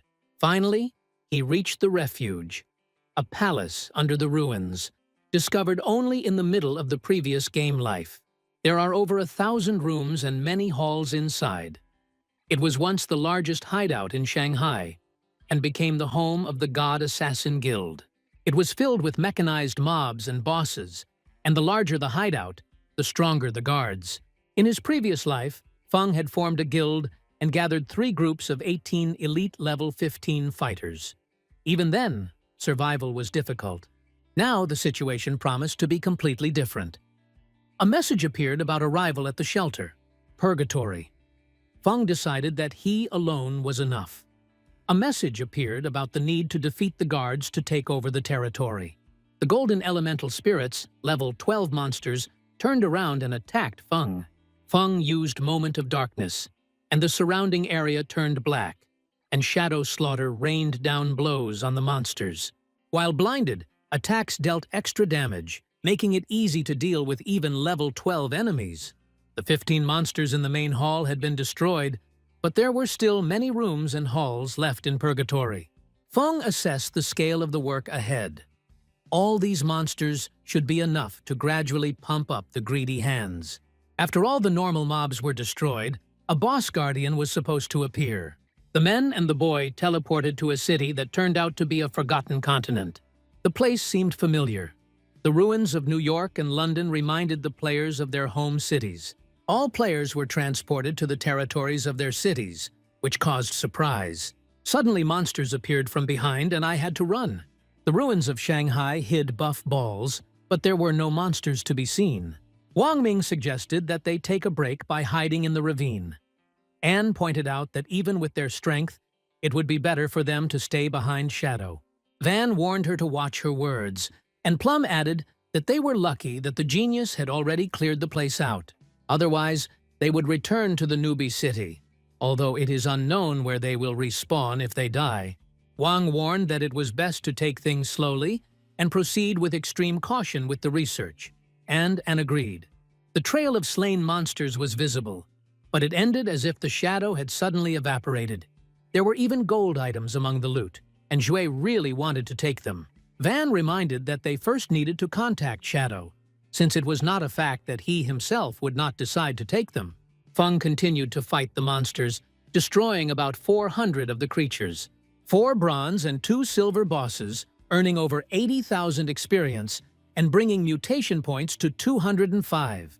He was only 5 points away from leveling up his greedy hands skill. Wang sent a message about the loot he had found that Feng had not had time to pick up, and about their team's arrival on the continent. Feng replied that he would contact later and specified that he could sell everything. The meeting coordinates were transmitted, a destroyed bunker. At this moment, lightning emanated from Feng, he moved forward and collided with the guardian of the territory, the Angel of Purgatory. Fazair, level 15, Platinum Boss. His task was to win in order to take over this territory. Feng faced Fazair, the strongest monster in the city ruins and the highest-ranked boss, with 750,000 health and 3 phases of combat. In his past life, his thunder attack almost cost him his life, even with full golden armor. Now Feng used Shadow Massacre, attacking the monster with Flesh Rip, gradually reducing its health. Suddenly, Fazair raised a giant spear of lightning, aiming it at Feng. Given his current level of protection and electrical resistance, if lightning hits him, he's done for. Feng understood that the attacks of platinum bosses had a significantly higher chance of hitting. If a normal mob with its 75% resistance has only a 25% chance to hit, then for such a boss, the probability increases to 50%. Feng realized his advantage. With 182 agility points and full gear, his speed reached 40 miles per second. In his previous life, the team had barely survived thanks to the support of the clerics and luck. But now, Feng was determined not to give the boss a single chance. Using Flesh Tear and Moment of Darkness, he removed 250,000 health from Fazair, pushing him into his second phase. The boss became invulnerable and began to create ball lightning, which had to be destroyed in time, otherwise Fazair would enter Berserker mode. Last time, this attack destroyed the team, which caused Qin Xiao to refuse to participate in the next raid. Without her participation, they were able to cope. Feng used the power of the poison arrow, aiming it at the monster. Each destroyed sphere dealt damage to Fazair, bringing the boss closer to the third phase. His health was already at minimum and glowing red. Fazair's eyes lit up, and he activated his abilities. The third phase was characterized by constant area attacks. In their past life, the team, even with their shock-resistant armor and 4 clerics, barely survived. This time, Feng knew he wouldn't have to go that far. His experience from the previous battle gave him a clear advantage. Fen jumped up to strike, avoiding the constant discharges on the ground. He activated the gift Mercy and the ultraviolet shield, using his powers to protect himself. All that was left was to attack the boss from the air. Feng watched the monster carefully, used Shadow Slaughter, and landed on the ground. The Angel of Purgatory has been destroyed. A message has appeared about the victory over Fazair Platinum. Feng reached level 11. All stats increased by 4, 10 free experience points, 20 mutation points, and 1,520 days of life energy exchange earned. He also received 10 reputation points and the status of Guardian of Purgatory. The vault can now be used not only as a safe place, but also as a storage facility, with the ability to bring items into reality. Since the beginning of the game, weapons from our world have gradually been destroyed. Nuclear bombs became useless from the first day. Fighters and tanks worked only for the first few months, and then turned into scrap metal. Since then, all earthly conflicts have been fought exclusively through the use of game capabilities. However, the shelters, which were capable of being transferred into reality, created magical barriers and became the safest places on the planet. Feng thought, in his previous life, this place served as the base of his God-Slayer guild. He had good memories of it, but so many people passed through it, each with their own problems that came and went. This time he decided to go his own way and stay alone until the very end. It was cloudy outside, rain pounded the streets. Monsters armed with huge axes attacked the players. Wei shouted to warn of the attack, but Xiao still found herself in the middle of the attack. She was cut in half, and immediately a message appeared about her death. She lost 14 years of unexchanged life energy and 2 days of exchanged. Xiao teleported to the square, where her colleagues were surprised by her latest fail. Accusations and arguments within the team immediately flared up. Xiao was blamed. She was defending herself. The attack was an area attack, and no tank could save her. Wei soon left the team. Yang Xiao's friend was hit in the head with an axe and ended up next to her. They decided to unite. They needed to hunt monsters, They had little energy left. At this moment, player Shadow Shanghai killed the world's first platinum boss. Everyone else was amazed. Most of them hadn't even reached this continent, and he had already dealt with the platinum enemy single-handedly. Xiao was amazed at his strength. While ordinary players couldn't handle even a silver rank, he destroyed a platinum rank. Feng was in the dungeon and realized the consequences of defeating Fei Sayer. Thanks to this, he reached level 11 and received 10 free experience points, which he decided to use to increase his agility. He didn't expect to receive another 20 mutation points, which was enough to level up the Greedy Hands skill.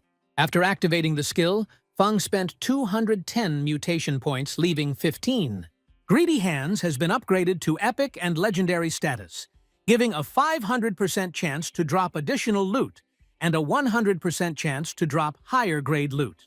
The new passive effect, Stronghold of Greed, has added 100 item storage slots. Feng activated the Greedy Hands skill, and the system reported.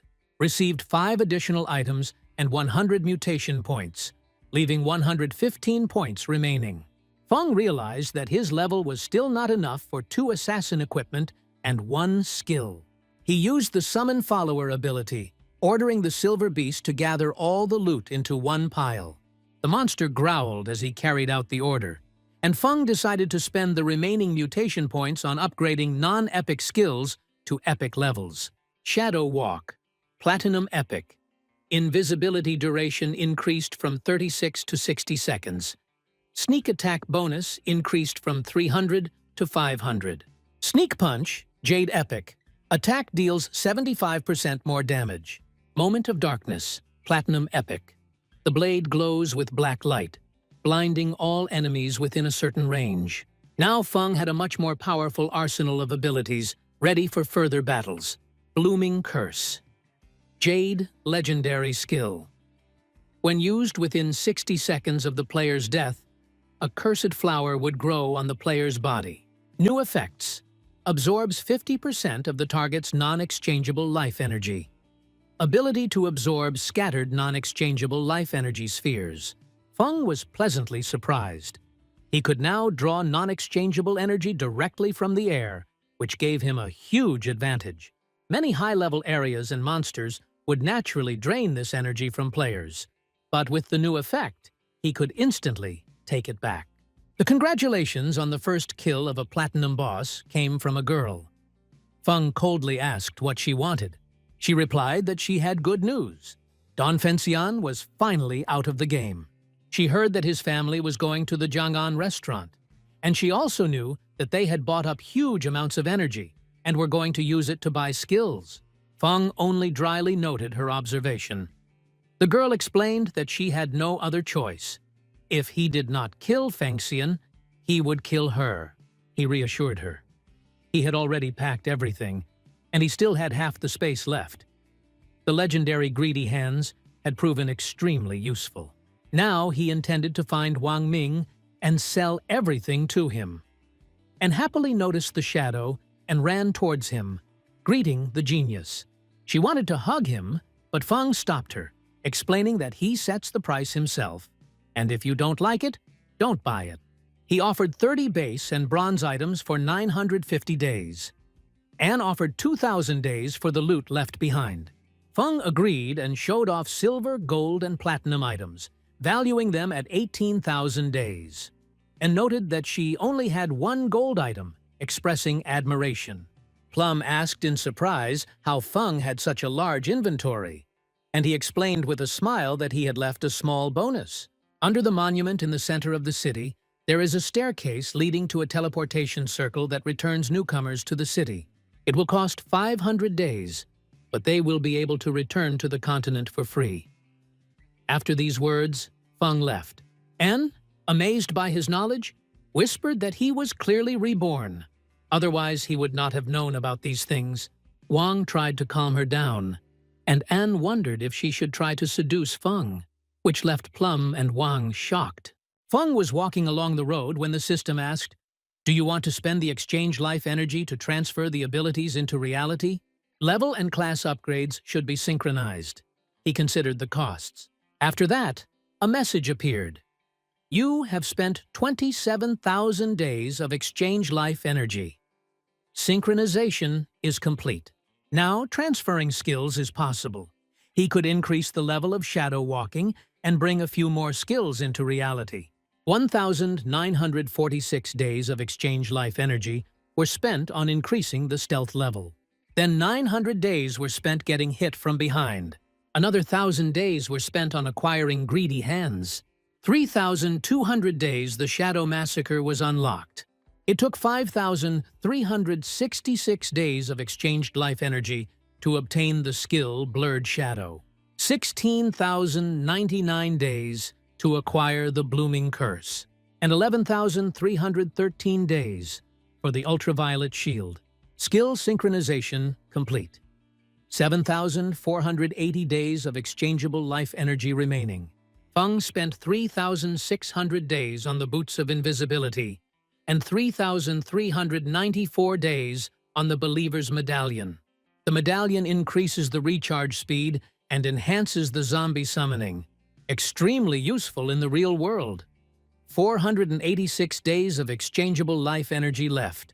Now Feng's powers in reality almost completely match his gaming skills. Next time, he plans to complete the synchronization. After these thoughts, Feng disappeared and appeared in reality. Feng knew that Tianshi knew his address, so he decided to temporarily disappear and work on moving purgatory. This required 1,300 years of exchange energy, and in the meantime, it was necessary to allocate time to equip a shelter. Sitting on the bed, he activated the Greedy Hands skill right in the room, replacing the need for suitcases with this action. All items were left in the inventory without any remains. Moving to the windowsill, Feng checked his phone and saw that Dongfangxiang was in a restaurant 15 kilometers away. At his speed, it would take no more than 10 minutes to get there. Without wasting any time, he jumped from the window and rushed towards the target with lightning speed. The representatives of the Dongfan family gathered at a large table in the restaurant. The atmosphere was businesslike, without unnecessary words. One of the elders noted that the current situation clearly shows that gaming skills and life energy directly affect reality. This, he thought, was a great opportunity for the family. He praised the young heir for acting as early as possible. The grandfather expressed satisfaction, noting that they had already invested a huge amount of energy into purchasing skills and equipment. The family's goal is to upgrade its core to level 10 and then spread its influence in the real world. According to the elders, strengthening their position both in the game and in reality will allow the Dongfan family to become rulers of an entire region, holding power for millennia. The guy, listening to this, smiled faintly to himself, thinking, the old man already has one foot in the grave, but still clung to the role of head of the family. Xin continued to think about the plan, deciding that by getting the genius and finding out his secrets, he could become the strongest in the world, and then get rid of everyone. Grandfather changed the subject, asking about the situation with Shadow. Grandson had already found a girl willing to help reveal the enemy's identity. The goal was to capture him alive and use him for the family's benefit. After these words, everyone present raised their glasses, praising the Dongfang family. Feng was already outside at this moment, having dealt with the guards. He noted that he had not foreseen the presence of firearms, and his skills could not fully protect against all shots. The lack of armor made any hit to the head or heart fatal. He used the summoning of a loyal follower, and he sent an order to the silver monster to attack carefully, engaging in close combat with claws and using sparks at a distance. The monster was supposed to enter the building and destroy all the survivors. The creature moved inside, and the restaurant fell silent. A moment later, it was broken by cries of surprise, and then the monster began to attack. Xian, realizing that he was facing a monster from the game, raised his gun and tried to fight back. He ordered his guards to open fire, and the room filled with gunshots. The silver monster, receiving hits, continued to advance. He pierced one of the guards with his hand and knocked him to the floor. He then pounced on the others, turning the room into chaos. Chang's grandfather, finding himself face to face with the monster, called for help, but his grandson, seized with panic, rushed to the exit. He hoped that he would have time to enter the game and take refuge there, and then, having reached level 10, eliminate all threats. However, Feng appeared on his way, blocking his path. Surprise gave way to realization, but Xiang didn't have time to do anything. A fatal blow cut short his life, and his head separated from his body. At the sight of death, cursed flowers bloomed, signaling the activation of the blooming curse. The system recorded the receipt of 27,000 days of exchangeable vital energy and 482 years of non-exchangeable energy. Feng looked around the hall, littered with bodies and traces of the recent massacre, and noted to himself that the loot had been more than generous.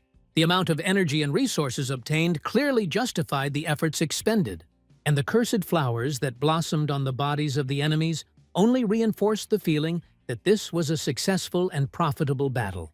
Feng, cloaked in invisibility, silently left the building, leaving behind the police officers who looked around the spotlessly clean restaurant in confusion. The effects of the blooming curse were unprecedented. No bodies or traces of blood were left behind, and even the lifespan of the victims was altered. Adding years to Feng's reserve, which now totaled 2,327 years, meant that risky trips into the wildlands no longer made sense to him. Outside, there were snatches of puzzled conversations and orders for further inspection. But for Feng, it was all over. Feng was thinking about the plan. The target was now the Qiang Company, but its main structure had long since moved to North America, leaving only Tian Shishi, the CEO's daughter, in ruins. She must be eliminated before she leaves the country. The distance to get to the place was almost 300 kilometers from Shanghai, which would have taken 2 to 3 hours on foot, and the journey was not worth it. The solution was obvious. We needed to find transport to get there faster and start hunting. Feng teleported back to the game world, where the system greeted him with a message of his return. There were several silver and gold level bosses left in the ruins that could be destroyed without his participation. At this time, a notification came from Anne that Chernyavka had discovered the entrance to the catacombs. They were guarded by a gold-level spirit that they could not defeat. On their way back to town, they made a detour to avoid the crowds, but noticed a decrease in the number of people. After half a day of wandering, Chernyavka fell into a hole leading to a special area of the catacombs. There, the path was blocked by a level 12 boss, but thanks to their speed, they managed to escape. Now they returned to the city and sent him the coordinates. Feng noted that these two could hardly spend a day without incident. He knew that the catacombs were a random natural phenomenon. Having accepted the coordinates, he mentally noted Anne's greed, always ready to snatch something valuable. Feng stood near a massive well, which turned out to be the entrance to the catacombs. He wondered how Chernyavka could have fallen in here during a routine walk, and mentally noted her relentless ability to get into trouble. He jumped down, and the system alerted him to the entrance to the Tomb of Hatred. But the connection with external communications was unavailable. After landing, he moved deeper into the dark space. Soon, red eyes began to shine ahead, and ominous sounds began to sound in the silence. An enemy emerged from the darkness, a spirit of hatred, level 12, gold difficulty. Feng noted that he had never encountered such mobs in his past life. From its appearance, he concluded that the monster had enhanced physical attack and the ability to strike at a considerable distance. Feng understood why An Yu and her team chose to retreat. The equipment they were given could not protect them from such a dangerous enemy. Even Wang Ming, a Saint Shield warrior with a total strength cap of around 5,000, would lose half his health from one hit from the boss. Feng himself, if he were to be directly attacked, would die instantly. He activated the gift of mercy and shadow slaughter, but he noted that the enemy had too high a defense, and the damage of this skill was only about 80% of a normal attack. To ensure victory, he decided to follow up the combination with Pierce, confident that the enemy would not be able to withstand such a blow. The monster fell to the ground, its body shattering into pieces. Feng barely managed to jump back as they flew towards him. An explosion thundered, a completely unexpected reaction for the boss of this level. Only the activation of the blurred shadow saved him from instant death. He remembered a previous incident where, during a fight with an unknown boss, one of his allies ran up to the body for the sake of a trophy, but it suddenly exploded, destroying him. Many team members died from similar self-destructs back then, mostly from platinum-ranked opponents and above. But for a golden boss to have such an ability was news. Feng activated Greedy Hands. The system returned. Killing a gold-level spirit of hatred brought 1,010 days of exchangeable life energy. Received 20 evolution points. Obtained the Shadow Blade skill book, gold level. Extracted 630,000 days of exchange energy using Greedy Hands. Obtained Leather Armor of Hatred, gold level.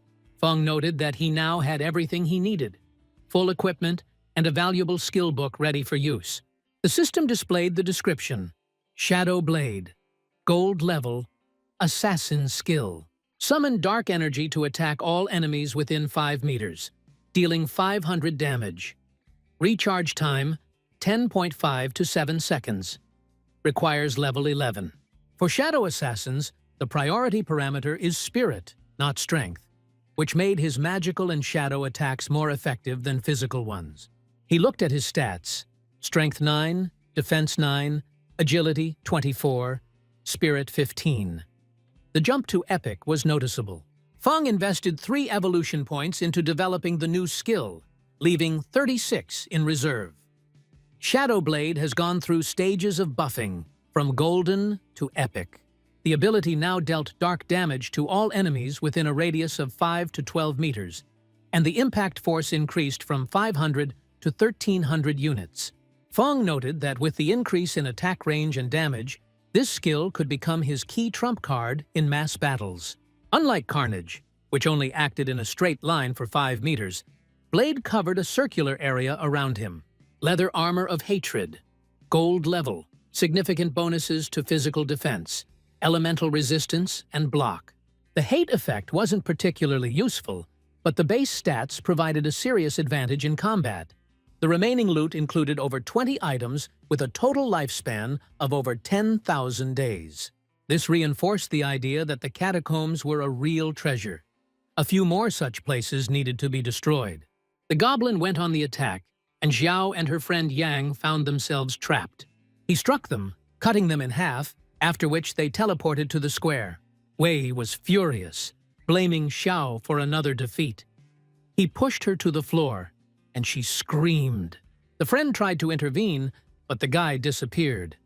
Xiao was angry and insulted.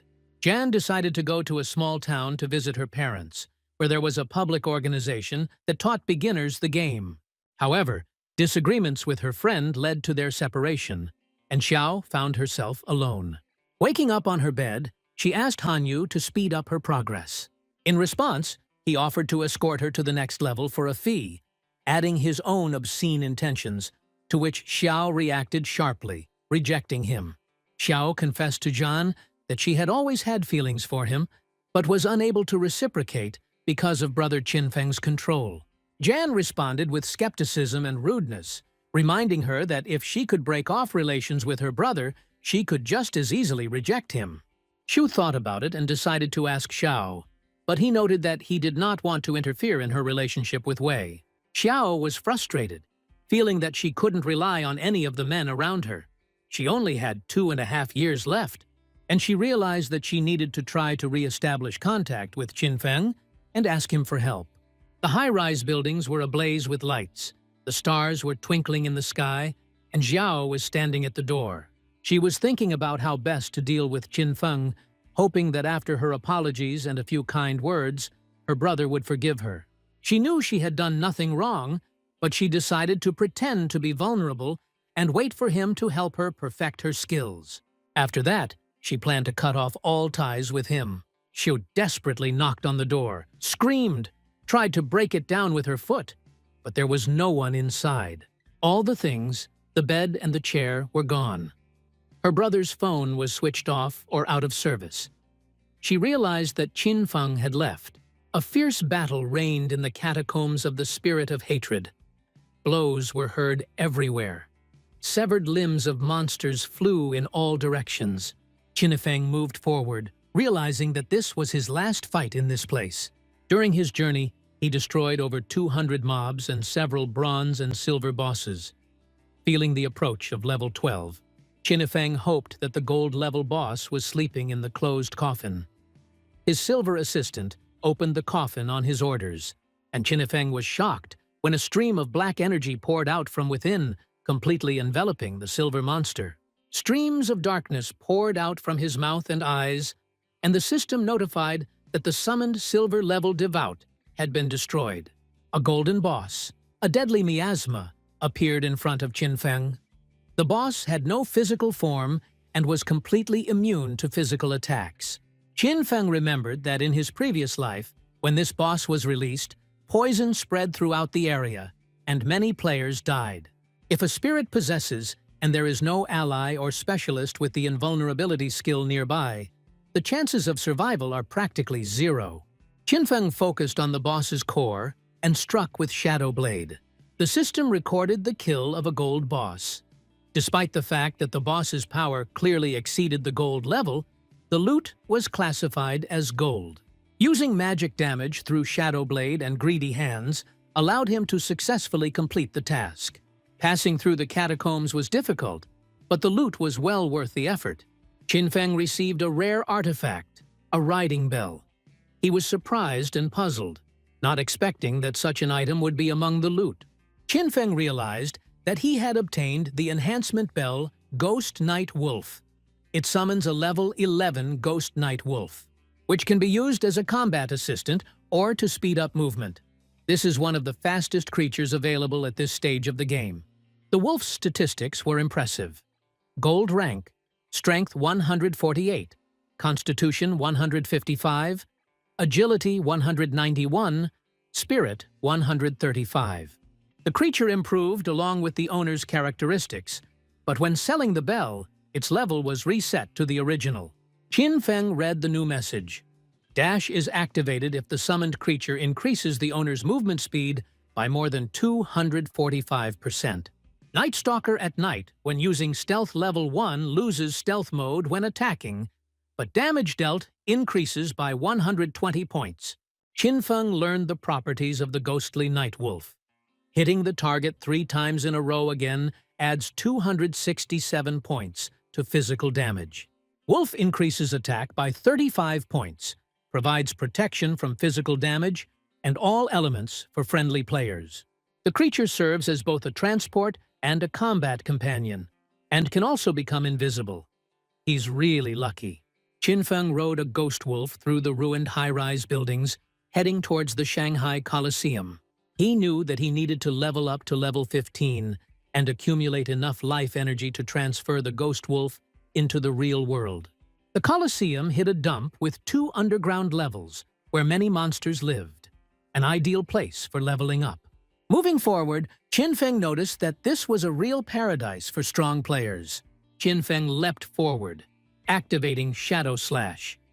The strikes came down simultaneously, tearing apart the enemies and causing explosions of black energy to erupt all around. At this time, in another part of the city, Anne was fighting the attacking monsters. She dealt the fatal blow and won, earning the admiration of Naling, the son of one of Shanghai's leaders. He noted that the Hidden Dragon Swordsman class was indeed strong and was amazed at Anne's skill. The boss was only level 8, and it took 10 minutes to defeat him. Naling thought that the sneaky assassin was choosing the right moment to strike from behind. He believed that with his status, dealing with Anne would not be difficult. Anne noted the marksman's skill, but he did not use dirty tricks. Naling remembered that in the real world, the Shadow was a bloodthirsty killer. He knew a police officer nicknamed Hunter with a level 3 anti-stealth skill. Naling suggested teaming up with Hunter, setting a trap, finding out Shadow's identity, and then forcing him to work for them. Otherwise, he'll continue to deal with the likes of Song Fei and Tian Li, and they'll have to deal with the consequences. Anne and Van exchanged glances, and they laughed when they heard this. They reminded them that specially trained personnel are responsible for clearing up the mess, and their job is to help. To get the most out of your partnership with the hunter who was the first in the world to defeat a gold and platinum boss on his own. You can't do without common sense. Against a sneaky assassin, their anti-stealth skills are almost useless. Naling shouted that he would destroy the shadow, and the others would beg for forgiveness. Wang specified that from the last boss, they received a piece of the healer's gold chain, silver equipment, and a silver skill book. Anne noted that Shadow usually had gold and platinum gear, and wondered how many bosses he had killed already. Naling admitted that he might be paranoid, but he was troubled by the oddities. He reminded Anne of the disappearance of the Dongfang family. During their meeting at the Jiannan restaurant, he expressed concern that Shadow might be behind this. Perhaps he was a serial killer. She noted that senior management is interested in whether their friend is involved, but there is no evidence against him. However, Anne stated that even if Shadow really did it, she would still continue to help him even if her superiors were against it. Wang was angry and did not understand why Anne was willing to help Tenny, expressing this with a sharp remark. Anne calmly replied that there was no other way. Van tried to object, but suddenly a guy came running with the news that they had found the arena. It turned out that all the monsters inside were already dead. The arena was littered with their bodies. Anne and the team were shocked, but decided to move on to find out what happened. Van is amazed by the amount of loot, guessing that at least 100 monsters were fought here, and warns the team about a possible boss. And Naling wanted to know why they were sure it was Shadow, and explained that he was #1 in the rankings and their team was right behind him. Naling noted that he could also become invisible, but it would take longer. Anne tries to contact Shadow via chat, offering to buy his equipment and skill books. At that moment, Fen appears behind Naling on an invisible wolf, causing the team to be surprised. He explains that the wolf was found thanks to the coordinates that Anne gave him, and thanks her. Fen offers a deal. The team can take everything left. Anne confirms that Fen's prices are always fair. Naling angrily thinks that he has gotten into trouble again because of Tenny, but is determined to fight back. Fen sat astride his wolf, and a rating message appeared on the screen. First Shadow level 13, second Just Punishment level 10, third Vanman level 10, fourth Black Plum level 10. The exchange vital energy was 245 units, mutations 255. Fen was able to protect the Colosseum ruins and obtain the gold skill book, Gold Rank Shadow Camouflage. This skill provides complete stealth as long as the user remains in place. Feng thought about the capabilities of his skills. Shadow Camouflage improves invisibility and has a unique property. When used in the real world and then logged into the game, he can completely disappear from reality. He spent 11 mutation points. The Shadow Camouflage skill has several levels: Gold, Platinum, Emerald, Diamond, and Epic. The additional damage at these levels is 300, 400, 500, 600, and 800 units, respectively. The reload time is 120, 110, 180, and 60 seconds. The required level is 13. In addition, Feng improved several more skills. Poison darts were pumped up to the epic level. Their firing range has increased to 17, 18, and 20 meters, depending on the level. Additional damage per hit is 240, 300, 400 units. And the poison deals 80%, 90%, and 100% additional damage. The duration of the poison is 5 seconds. The damage does not stack. Feng continued to upgrade his skills. He spent 200 mutation points to upgrade the gift to mythic level. A gift with mythical status increases the accuracy of hitting weak points by 200% and 300%, and also deals double damage when hitting a weak point. Additionally, gift's active effect, Throat Slit, deals an additional 150% and 200% damage per second for 3 seconds. Feng was amazed by the capabilities of his new equipment. The Thief's Necklace, the platinum equipment of the assassins, provided significant bonuses. 45 attack power, 30 strength, and 20 constitution. Requires level 13 to use. The necklace's special unique effect increased the stealth level by 1, which increased Feng's level to 4. He became practically invisible to enemies. When combined with the Shadow Veil skill, The dodge success rate reached 32%, making it extremely dangerous. Feng moved forward on his ghost wolf, feeling a surge of adrenaline and focus. In the distance, he noticed explosions and a huge monster, the Steel Idol.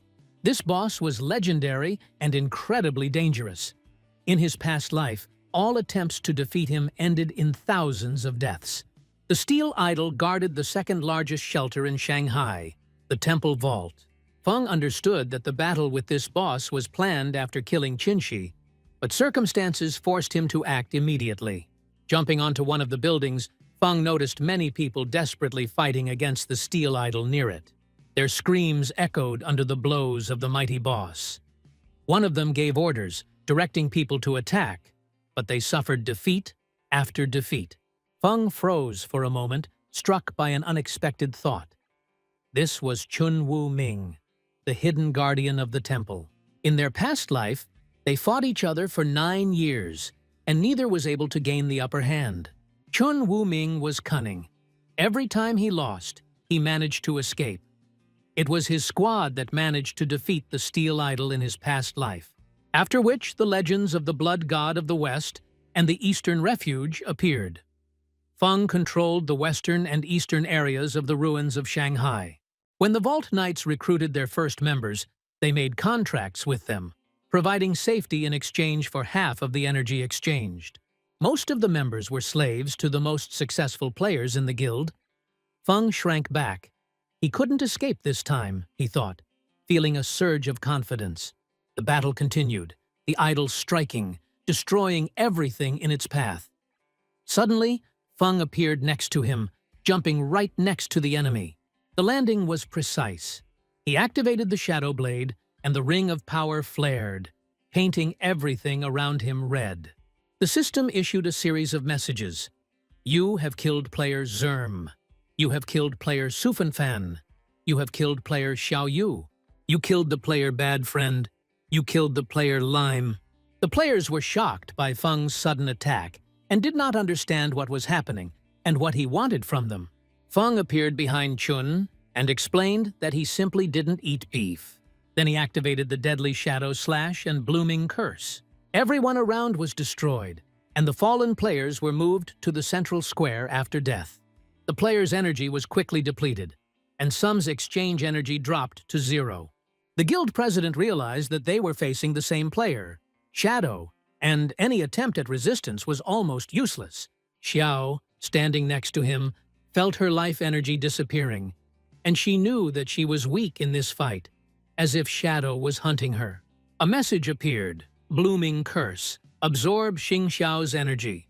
4 days of exchange energy, 1 year of non-exchange energy. Feng noted that Xing Xiao remained among the players and was almost completely out of energy. Her decision to join the guild as a virtual slave seemed logical in the current situation. The idol suddenly swung his weapon, causing a cloud of smoke. But the boss's first phase was not particularly threatening. Feng used the skill Phantom Shadow, dodging the attack. The idol attempted to attack with flying blades, but Feng reappeared at the right place, using his abilities to strike back. He used the power of blessing and combined various attacks: Throat Scorn, Night Ring, Shadow Blade, dealing damage for 3 seconds after each hit. The damage messages appeared one after another. Tens of thousands of units of health. Attacks to weak points and moves like Throat Cut quickly reduced his vitals. After losing half of his health, a sleeping demon awakened inside Idol. The boss's figure began to crack, signaling a new dangerous stage. Now the boss will reflect all damage inflicted on the enemy. There was also talk of a portal hidden inside the demon's body. Those who entered it were transported to an unknown place, perhaps to the mouth of a volcano. The mechanics of the fight with this boss combined elements from different games, making the battle unpredictable and extremely dangerous. The boss entered the second phase due to the Shadow's actions. The players watching from above discussed the situation. One claimed that it was the Shadow that was to blame, while the other noted that it was the Platinum boss and that he was summoned by the Templars, who were later killed by the Shadow. Strange sounds were heard from above, and Fen saw people on the roof. The Steel Maiden had a weak point in her second stage. After an attack, her temporary invulnerability would be disabled, allowing her to be attacked from behind. However, shadow skills such as Shadow Slaughter, Insight, Blade, Plague, and Poison Arrows dealt continuous damage, and Fen was at risk of dying from his own attack. The players above watched the fight closely, trying to get some benefit from it. They noted that the boss only had a few skills left, and that after becoming a half-breed, her body had changed, which could lead to new abilities. After the boss entered the second stage, the shadow fought one-on-one and then disappeared. The protector ordered the rabbit to open its eyes and check if Shadow was still in the area. The girl reported that the shadow was not recorded. Most likely, he left the area. The captain concluded that if a shadow with the third level of invisibility is not visible, it means that he left, because he most likely does not have the fourth level.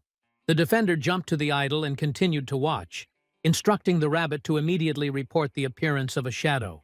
On the roof, the players discussed the defender. They were amazed at his courage to go alone against the Platinum boss. They remembered that, in the first city, he killed the Gold boss without receiving a single scratch. He was noted to be the first defender, a spiritual warrior with a 100% evasion effect, a Souls Master with excellent reflexes. The idol's eyes glowed red, signaling an attack. The idol swung at the captain, who dodged and ran forward. Dodging the bony hand that reached out to him, the players on the rooftop marveled at his skill, every roll and dodge looking perfect. At the same time, the boss's health decreased after each throw of the captain, and strange flashes flickered on the idol's body. The girl noticed that perfect dodging was the basic skill of a spiritual warrior, and his true strength lay in attack. On his next attack, he will break through half of the enemy's defense. The defender delivered a magical blow, accompanied by bright special effects. Surprising the players watching on the roof, it was a quarter damage. His techniques included lightning-fast maneuvers and deadly attacks such as Moonlight Dance, Blade Through, and 3 Shadow Sword like a shooting star, each of which dealt significant damage. Attack lightning-fast maneuvering, the tip of the blade, a lot of force but little use. The boss had a third of his health left. Attack Moonlight Blade, the best attack of the defender. There were reports of the defender's health decreasing, -1,001, -1,299. He took heavy hits and was defeated. The players on the roof were shocked. Despite the skill of the defender and significant damage, the boss remained alive, and his health had hardly decreased. Their surprise grew. The boss had little health left. Feng watched the situation and analyzed the situation. The boss made many attacks, but the first defender was just showing off. All this time, Fen was attacking, as a result of which the boss's health was reduced by 2/3. This fool dealt one powerful blow, which doomed himself to death. His skills were insufficient to defeat the Steel Maiden. He could not attack while rolling, and an attempt to strike turned into a counterattack.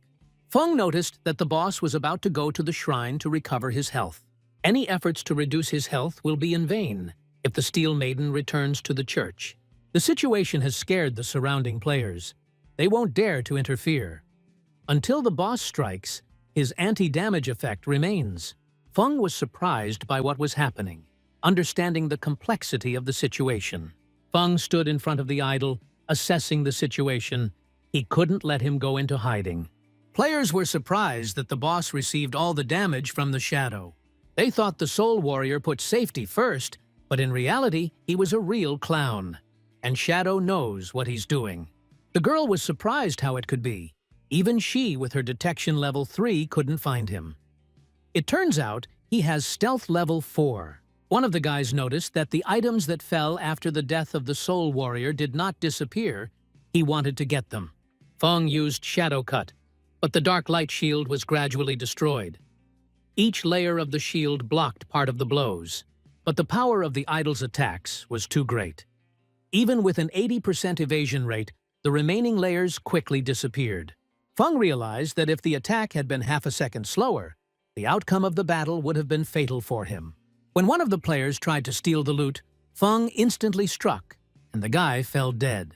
For this fight, He received 612 days of energy exchange and 67 years of non-exchange energy from the player Safety First.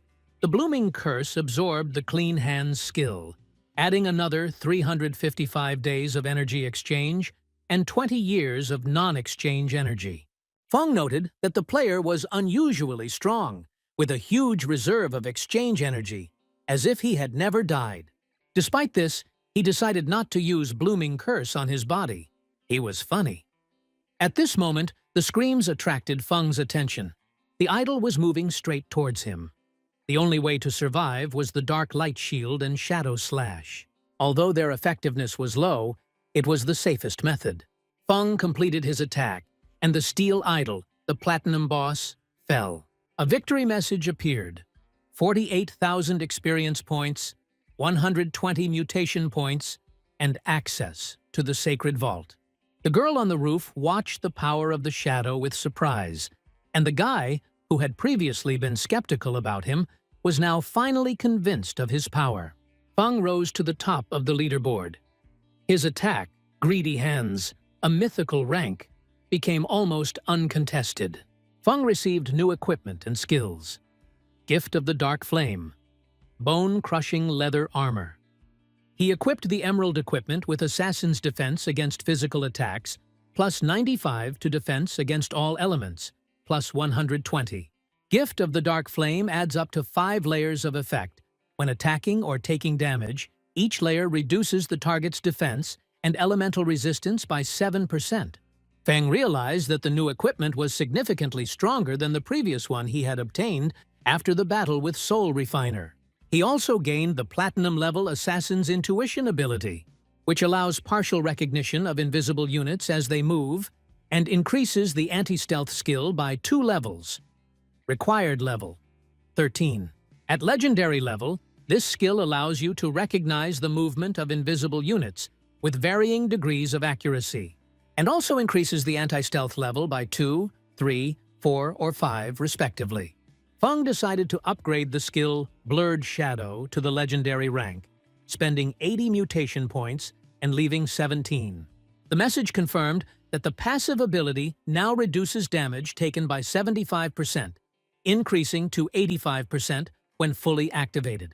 Anne approached him, surprised by his level, 13, while they themselves had not yet reached 11 during the entire night of play. Feng jokingly asked if she could find him by smell, then got down to business. He offered his rare items. Anne agreed to the deal for 45,000 days of energy exchange, and it was successfully completed. Now Feng has not only strengthened his skills, but also replenished his arsenal with rare items. Feng, showing the golden key, explained to Anne that he had obtained the key to the sacred sanctuary after defeating the last boss. The shelter covers an area of 800 acres, a huge territory where you can store equipment, create magical barriers, and set up a base for many players. Anne was surprised by the size. Such a shelter could accommodate all the officials of Shanghai. Feng asked Anne to discuss the price she was willing to pay and asked her to name it. She, in turn, asked him for how much he himself was willing to sell such a large and valuable shelter, and they decided to postpone this question. Feng listened to Anne's proposal. She explained that the 7 gold-ranked bosses had gathered in Dark Moon City. There have already been many victims, and they are ready to offer 10 years of life energy for their destruction. Feng, assessing the situation, thought that even 7 gold bosses together he should be able to defeat. He noted that if Anne turned to him for help, it meant the problem was really serious. Anne added with her usual wit that he was still as smart as ever. Feng listened attentively to Anne. She said that the group was only able to defeat 1 boss, but he managed to resurrect. After this, the stats of all the remaining bosses were strengthened, and the group was forced to retreat. Feng, thinking, suggested that this might be a trap created by the cursed stone tablet of the ancient god. And if so, the chance to miss it would be a mistake. The deal was completed, and Feng received the promised 10 years of life energy. He asked for coordinates so he could assess the situation on the spot. Anne wished her luck and waved her hand. Feng noted to himself that she was quite funny, and the loot from these bosses could bring 40 to 50 years of life energy. Feng mounted the wolf and raced through the destroyed ruins. Ahead, he noticed a group of people beating Xiao, with the girls showing obvious cruelty and aggression. Xiao was scared and tried to defend herself, but she couldn't handle the attackers. They accused her of seducing the leader. Feng watched the scene from the rooftop, realizing that such power struggles had once been boring, but always touched on his personal concern for others. He opened a portal. In the center of Zhanghai was a secret room that allowed one to return to the first city, which only a few knew about. Teleport was expensive. The first time cost 500 days, the second, 1,000, the third, 2,000, and the cost doubled after each use. Over time, the first city turned into a developed area, where mobs evolved into bosses, and caches were filled with treasures. Feng teleported to Dark Moon City, an ancient and little-known city, spending 500 days to do so. People moved calmly along the city streets, and there was a feeling of relative safety. There were many old people. Nearby, a group of guys were helping an old woman, explaining to her that she needed to go through the 72-day transfer procedure before forming a team to destroy monsters and get extra lives, some of which they will return to her. The old woman, however, was outraged and refused to participate, considering it unfair to demand anything from her. Feng intervened when the old woman resisted and killed her to take away the accumulated days. The boys were surprised by his determination, but accepted the spoils. Feng thought about the Dream Shahi Guild, which originally did charity work in the God-forsaken land, helping the elderly survive. Over time, it was officially recognized and supported, and became the largest guild in the country, influencing events on a scale of future chaos. The moon illuminated the night forest, where a monster tied with vines was screaming. Yang and her mother used their power, releasing a thunderous attack, and the man armed with a sword struck and entered the battle. After the victory, their daughter admired her parents' strength, noting that perseverance and following advice make them invincible. The conversation turned to Xiao Yu, who joined the Templars despite the high taxes in that guild. Yan Yan said that she invited her to join Shahi's Dreams, a community organization that brings together players who help each other and support those who need it. But Xiao Yu refused. Mother noted that Xiao Yu was able to reach level 10 thanks to the help of the Templars. Her father noted that despite this, the guild would use her as a tool. Her mother added that the contract with them lasted 3 years from the signing and 3 after. Father decided that he could calmly kill regular mobs, avoid encounters with bosses, gradually extending his life and accumulating experience, which is quite convenient. Yang thought about it, remembering that Xiao Yu thought she was special and that she was superior to them in her self-confidence. A sudden volley of arrows rained down on the family, causing damage, and Yang's father fell from a well-aimed shot. The girl and her mother screamed in despair, but laughter was heard in the distance. The attackers taunted the members of the Dream Shahe, calling them beggars and demanding that they give up their life energy. The threat of trial did not impress them. They boastfully declared that they would get away with everything. Yan told her mother to seek help from the guild channel, while she prepared to hold off the opponents herself. One of the robbers cynically suggested killing the older woman and abusing the younger one. The girl raised her staff, but at that moment, a huge wolf jumped out of the darkness, grabbed one of the attackers, and instantly killed him. The second one, stunned, didn't have time to react before he lost his head. Feng came out of the shadows, holding the head in his hand. After respawning in the town square, the guy who activated invulnerability was horrified to find that almost all of his exchange energy had disappeared. He assumed that the reason was the Ripper status, but then he realized that this effect was not capable of resetting everything. Realizing that without an urgent hunt for monsters, death awaited him, he rushed into the attack. However, a new blow interrupted his movement, and a flash of light snatched the silhouette of a black dragon from the darkness. At the same time, strange cries about food and animals were heard, and he realized that he could not move. Representatives of the guild appeared before him, announcing his arrest for multiple murders of players. They introduced themselves as hunters in the service of the government and demanded real information to bring the case to justice. Warned that if they resisted, their life energy would be completely drained. Flowers began to sprout from the body of the defeated bandit near Feng. Yan Yan thanked him for saving her. Noting that without his intervention he and his mother would have faced certain death, Feng noted to himself that the girl was unexpectedly pleasant, kind and brave, unlike Xiao. He didn't understand how they had once become friends, but he saw that their paths had clearly diverged. The girl and her mother were surprised to notice that the lute was still on the ground next to them, and Chen himself had disappeared. The mother recognized the trophy as her husband's exchange energy, and, without hiding her bewilderment, asked how the savior could disappear so quickly. Yan Yan admitted that she didn't know, adding that the highest-ranked player turned out to be an unusually kind person. The moon illuminated the misty forest. The wait dragged on. Almost half an hour had passed since Anne had warned of the shadow's imminent appearance. The warriors began to worry, discussing whether he would be able to cope with bosses that respawn endlessly without knowing his plans. The ancient god's tablet granted equipment one positive and one negative effect, and in rare cases could change the characteristics of an entire class.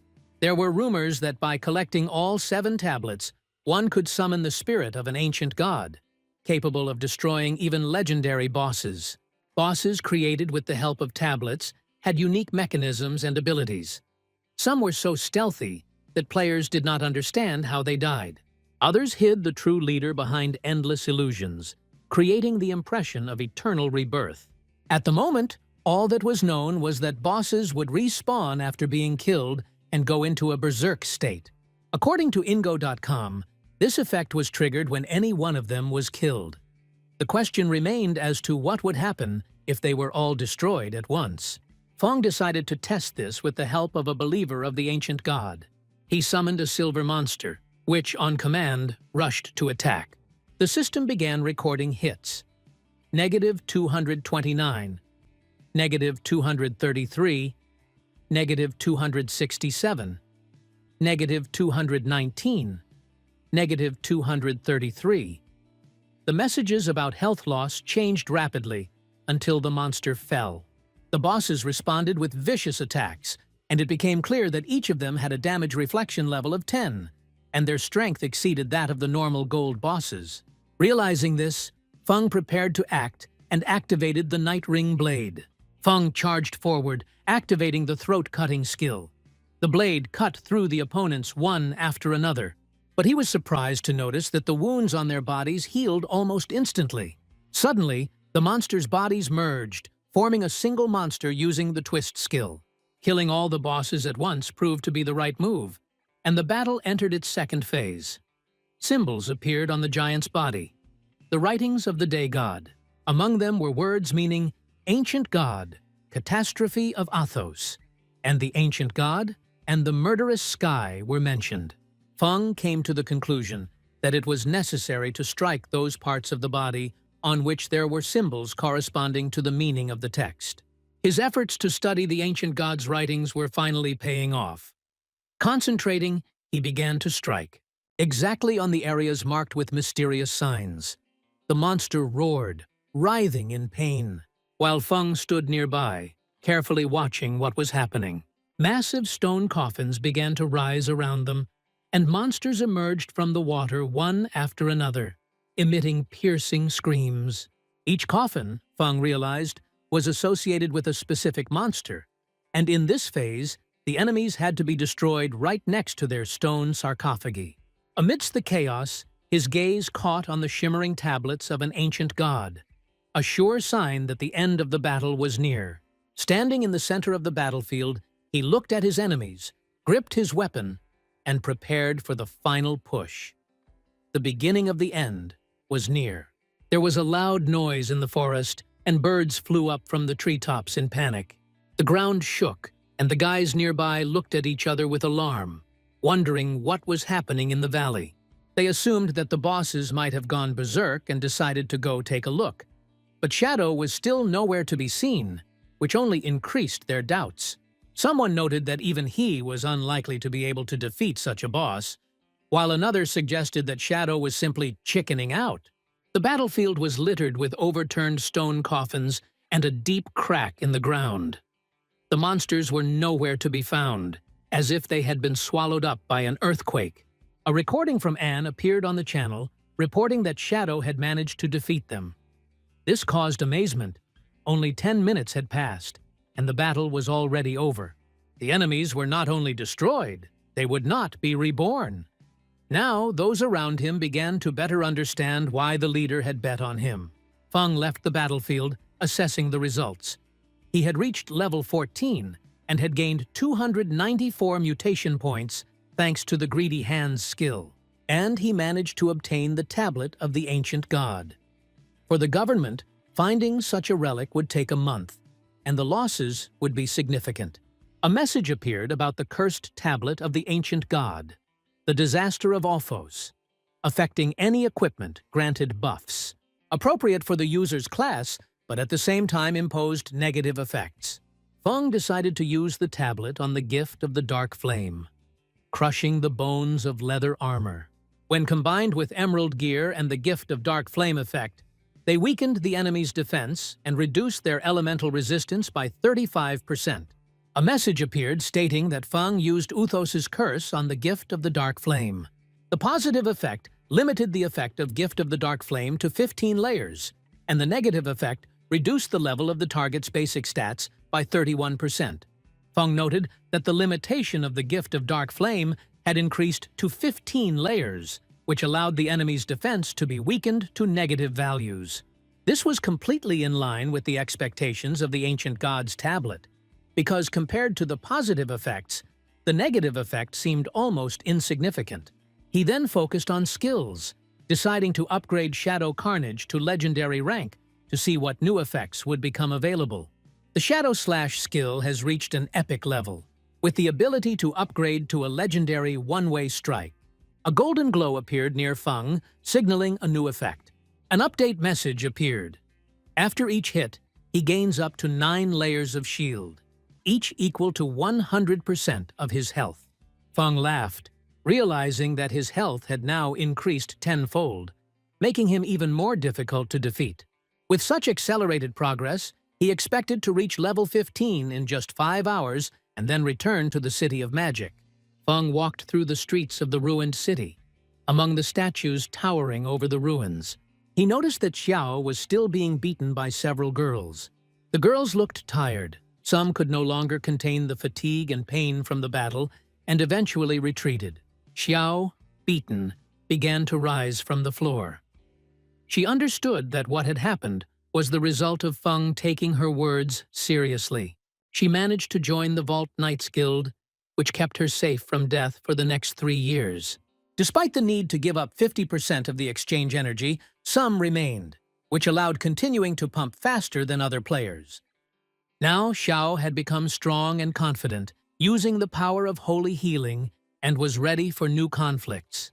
Feng was surprised when Xiao accidentally aimed a healing spell straight at him. Mana was exhausted, and Xiao was struck by a miss. She was left on her knees, beaten, trying to figure out who was really the target of her power. The ruins of the demon city were destroyed, and the sounds of battle could be heard all around. The men fought the monster while the rest hid in the cracks. Shishi noted that to defeat this monster, the Chinese assembled a squad of 18 people, although one of the men reminded that they were trying for the sake of others, and it was worth being grateful.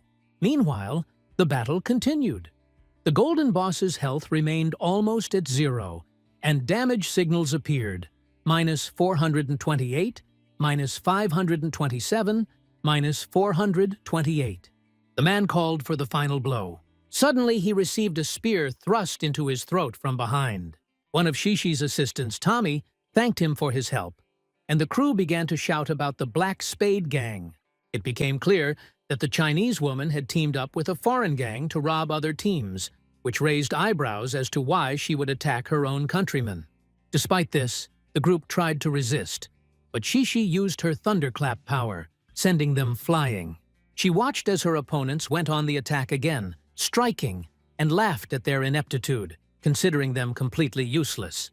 Shishi thought that the government was already aware of them, but that wouldn't do much if most of the residents were trash. She decided that she needed to go to America as soon as possible before anyone knew their true identities. There were plans to create their own guild to hunt players from Dacia. The man supported her idea, and Shoshi suggested calling the guild Alice. After discussing for today, they decided to have a party in the real world to celebrate the founding of the guild, and relax in the company of men, have a blast. Anna appeared with the news that the government had decided to pay for asylum. At first, the amount was 1,500 years of exchange energy, but after her intervention the price was raised to 2,000. Feng agreed to discuss the deal near the statue in the center of the ruins. Anna came with a group of knights, carefully prepared. She explained that management learned of the scale of the deal and decided to play it safe. Feng noted that it would only take a couple of blows for him to destroy them all, but outwardly remained calm. The deal was completed. Anna received the key, and Feng received 2,000 years of exchange energy. The knights were amazed to learn the true value of the shelter, as it could accommodate hundreds and thousands of people. No one but Shadow would agree to such a deal. Anna, seeing him off, waved her hand and called him brother. Thus, Anyu's sacrifice was justified. System notifications appeared on the screen. It said that Feng had spent 71.2 years of exchange energy, raising his real-life level to 15. The next message recorded the expenditure of 161.7 years of exchange energy to bring the mythic rank noble escape skill into reality. Then, in 71.12 years, the legendary level Assassin's Intuition skill was activated in real life. A moment later, a new notification popped up. 36.35 years of exchange energy had been spent on the release of the epic-ranked Blade of the Ring of Night. The last one was the message about the expenditure of 23.71 years of exchange energy, which allowed the epic skill, Stealth, to be brought into real life. Fen spent 34.65 years of exchange energy and brought the skill, Darkest Hour, into real life. He also spent 113.89 years of exchange energy and brought out the item Improvement Bell into real life. Feng noted that, with the exception of a few items, he managed to transfer almost all skills, equipment, and artifacts into reality. A new notification immediately appeared on the interface. The hunger level had reached 90%. Feng realized that he had been immersed for too long without a break. It was time to exit the game and take care of his body to satisfy his growing hunger. In reality, the night enveloped the city, and the hotel sign flickered with lights. Feng woke up on a bed behind bars and was surprised to realize that he was trapped. There were bandits in the room who threatened to kill him, demanding that he give up all his exchange energy. They reveled in the chaos that followed the apocalypse and openly admitted that they could now kill people with impunity. Feng watched their greedy faces and listened as one suggested beating him to death, while the other pushed him to just kill him without further ado. Without showing any fear or hesitation, he concentrated his magical energy. The next moment, the ring blade flashed in the air. The glow burst out, so bright and powerful that it could be seen even from the street. The walls shook, and the building began to collapse under the onslaught of the released force. Feng felt his body demanding more and more energy after transferring his abilities into reality. He clearly understood. The higher his strength, the more resources the body would need, and ordinary food would soon become just a drop in the ocean. His thoughts returned to his upcoming plans. After defeating Qinshi and her guild, he needed to get hold of the skill book, Divine Sacrifice. But Qinshi was cunning and cautious, so finding her would be much more difficult than dealing with Song Fei. In Shanghai, Shishi could barely stand on her feet, leaning on the shoulders of two strong men. She laughed and looked pleased, praising her team and enjoying what she considered a well-earned rest after recent events. At this time, a message came.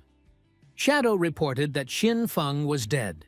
He stated his willingness to meet in reality, in the City of Magic, to hand over the evidence and receive payment. Shishi frowned. The thought of meeting Shadow in the real world seemed too dangerous. She decided it would be better to have a photo to prove it. But a new signal followed. Shadow does not use phones, fearing surveillance by the authorities. This caution only reinforced her thoughts. Even he was afraid of the attention of the government, which was increasingly interfering in the affairs of the players. An idea was brewing inside Shishi. If he could persuade Shadow to join their guild, the threat from the authorities might disappear. Shishi gave the coordinates and ordered to tell Shadow that first she wanted to meet him in the game. It was important for her to understand what he was like. She sent a message to Tian, expressing her longing and adding that he would receive a generous reward. Meanwhile, Feng was on the tower with his wolf, hidden behind the shadow curtain, which provided complete invisibility as long as he remained motionless. He immediately noted that the meeting in the game excluded the possibility of deception. The coordinates obtained pointed to the Academy of the Evil Spirit, which was located nearby. Feng entered the game and headed there to assess his opponent. In the ruins of the City of Magic, at the Academy of the Evil Spirit, he stopped with the wolf on the roof, watching what was happening. Warriors appeared before Shishi and her people, calling for surrender and threatening to use force. They were clearly sent to overwhelm the enemy with numbers. Shishi calmly stated that their guild was no longer called the Ace of Spades. They were now known as Alice, and they destroyed such groups. Shishi suddenly resorted to a blatant trick, demonstratively baring her breasts. The warriors surrounding her were in disarray. Their words sounded stern, but their thoughts betrayed confusion. Some declared their duty and the necessity of arrest, while others found such insolent behavior unheard of. She, playing on their weaknesses, offered to bring the performance to the end, promising a reward at night. From above, Feng watched the scene carefully. His gaze fell on one of the warriors, whom he recognized as Tianxi Qiang, a traitor who had been secretly working for the Alice Guild for many years. In history, he was only exposed 7 years after the game's launch, but Feng already knew his face.